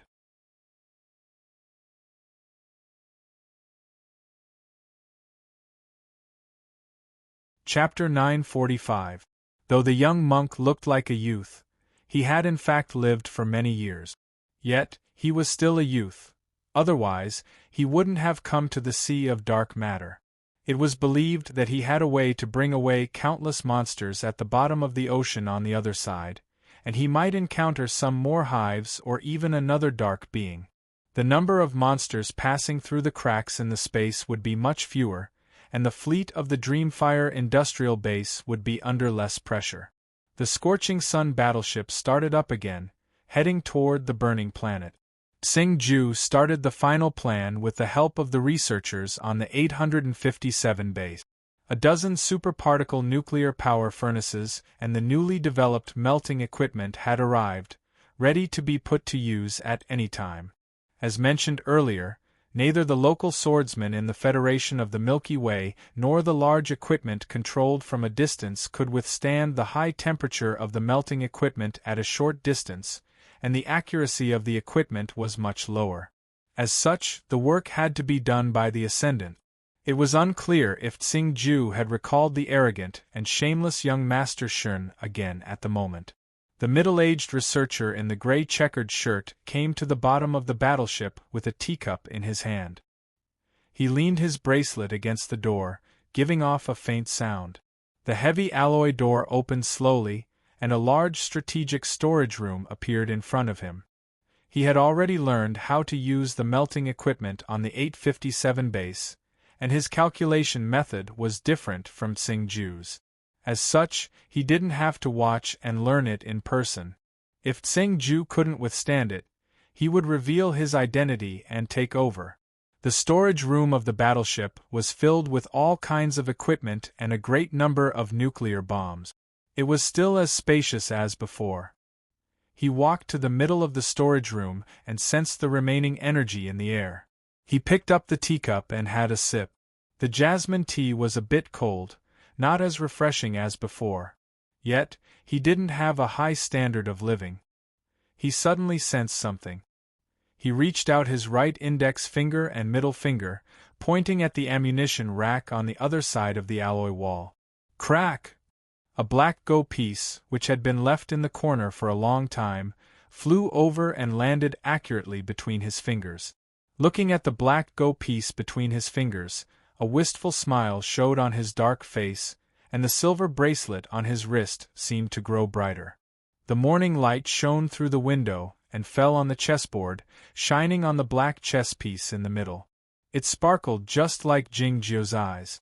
Shui-Jie leaned against a corner of the sofa and looked at a spot on the wall expressionlessly. No one knew what she was thinking. Of course, she had no expression to begin with, except that she would occasionally squint her eyes. The TV screen was still broadcasting the City Hall meeting live. After a night of arguing, whether it was the mayor, the senior officials, or the city councilors, none of them could hold on any longer. As for the officials who had specific work arrangements, they had already left for their respective districts and agencies. After Eve's figure disappeared from the TV screen, Hua Shi lost interest in those boring quarrels. She just looked at the warning subtitles and procedures that were enlarged and displayed on the screen from time to time. She felt that she should memorize them carefully, but the more she memorized, the more confused she became. With a light clap, Jing-Jio placed a white piece on the chessboard. The crisp sound awakened Hua Shi. She walked to the window while rubbing her eyes, saying to Jing-Jio, "Big brother, I can't memorize the evacuation regulations, but I've memorized the list of items I need to bring with me. Should I go get them first?" In fact, Jing-Jio didn't quite understand what the quarrel was about on the TV and what the evacuation regulations meant. But he responded to her request with and then continued to place the pieces on the chessboard. It didn't take long for the chess pieces to fill up the entire chessboard. If this game of chess could be transmitted back to Chaotian, Kane Yang would probably faint again in happiness. Who knows how to fold clothes? Do you want to take that red cloth with you? What's the emergency multifunction device? Why can't I find it? Hua Shi had never packed her luggage, be it at her home on the Stargate base, at the College of Priests, or at this home. In fact, she was more of a piece of luggage than anything else. She was brought by Jing-Jio from the Stargate to the main planet, and then from the galaxy beyond the fog to a sewer on this planet. The more she packed, the more upset she became. She ran back to the living room with a pile of clothes and yelled. For some reason, the little girl's temper had grown worse over the last few days. Cold Cicada glanced at her gratefully while standing on the windowsill. It seemed that the little girl was about to wake up. It was indeed a bit dangerous, but it felt good to have someone at home to share the chores and responsibilities. Jingjiu and the Snow Girl didn't pay any attention to these matters, nor did they care about her yelling. Since there were no neighbors within 720 kilometers, they could remain unresponsive to any changes in this world as long as they could ensure their own safety. Their status was even higher than that of a highly achieved monk. It was then that the guest bell of the first unit in Unit 720 suddenly rang. The face-to-face interaction system had broken down a long time ago. Hua Shi threw the things in her arms onto the Snow Girl angrily. She opened the door of the room and the iron door of the unit. She found a basket on the stairs, but she didn't see any visitor. All she saw was a line of footprints in the thin snow on the ground and a line of cat paw prints on the flower bed in the distance. She returned home with the basket in her hand and said, "I wonder who it is." The Snow Girl squeezed her head out from the pile of clothes and pulled a sock hanging on her face to one side with her chubby small hand, shooting her a cold glance. "It seems to be from the front building." Jingjiu pulled back his gaze from the outside of the window and added slowly, "A kid who plays basketball." Hua Shi took out an old tobacco box from the basket. Someone had written a message on the paper box, which roughly meant, "I am a neighbor on the 714th floor. Now I need to prepare to evacuate. Although I may not really evacuate, I need to destroy the organic products at home. I like to eat frozen pears the most. My mother took advantage of the heavy snow this year and the low temperature to make a lot of pears for me. I can't finish them in a short time. I don't want to waste them, so I brought some for you." She didn't know who the teenager who played basketball was, and she didn't know whether the gift was his idea or the whole family's idea. In short, the message was full of clumsiness and careful kindness. The Snow Girl didn't respond.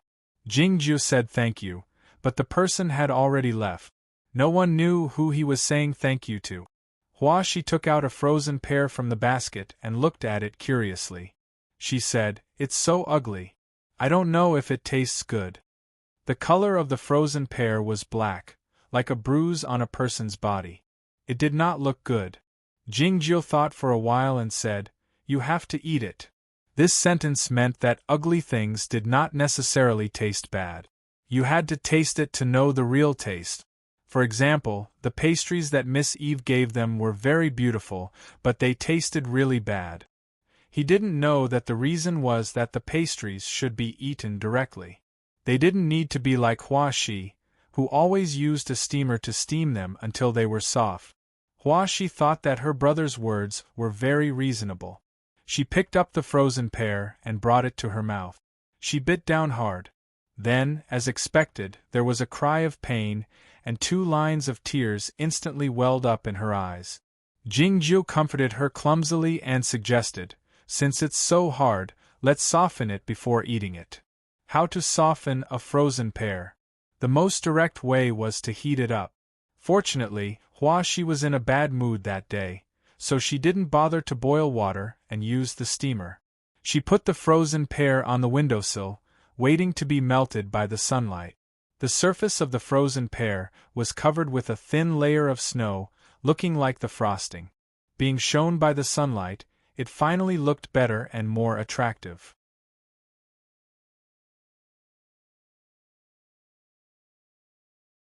They were revealed from the universe after being illuminated by the light of the permanent star, exposing their black and densely dotted surfaces, looking a bit disgusting.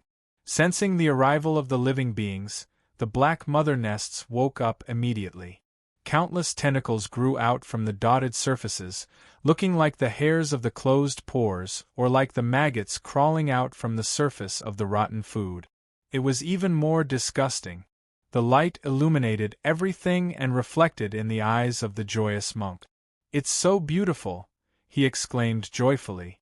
There was no medium or audience in the space, and he was not like Shen Yunmai, so he didn't use the method of vibrating the space to transmit his voice.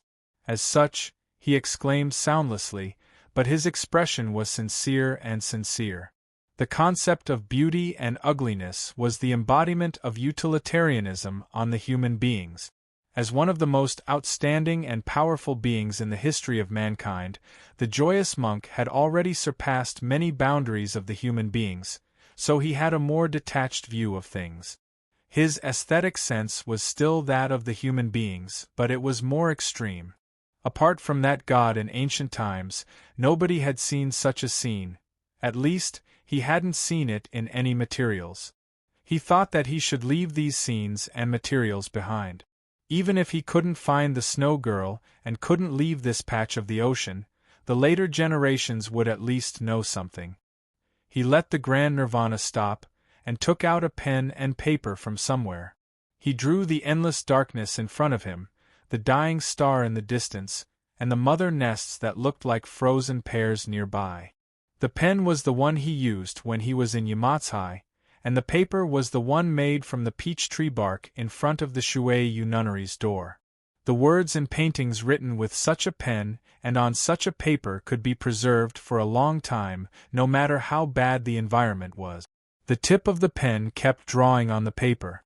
He left all the scenes in front of him in the painting, and then attached all kinds of detailed data he had seen and calculated in his mind. Finally, he put the paper into the grand nirvana and flew to the front of the mother nest. He stretched out his finger and beckoned them, saying, "Come on." Having said that, he turned around and left without hesitation. You're tuning in to the Phoenix Nights YouTube channel. Don't forget to subscribe and join us on this journey to catch the most captivating stories.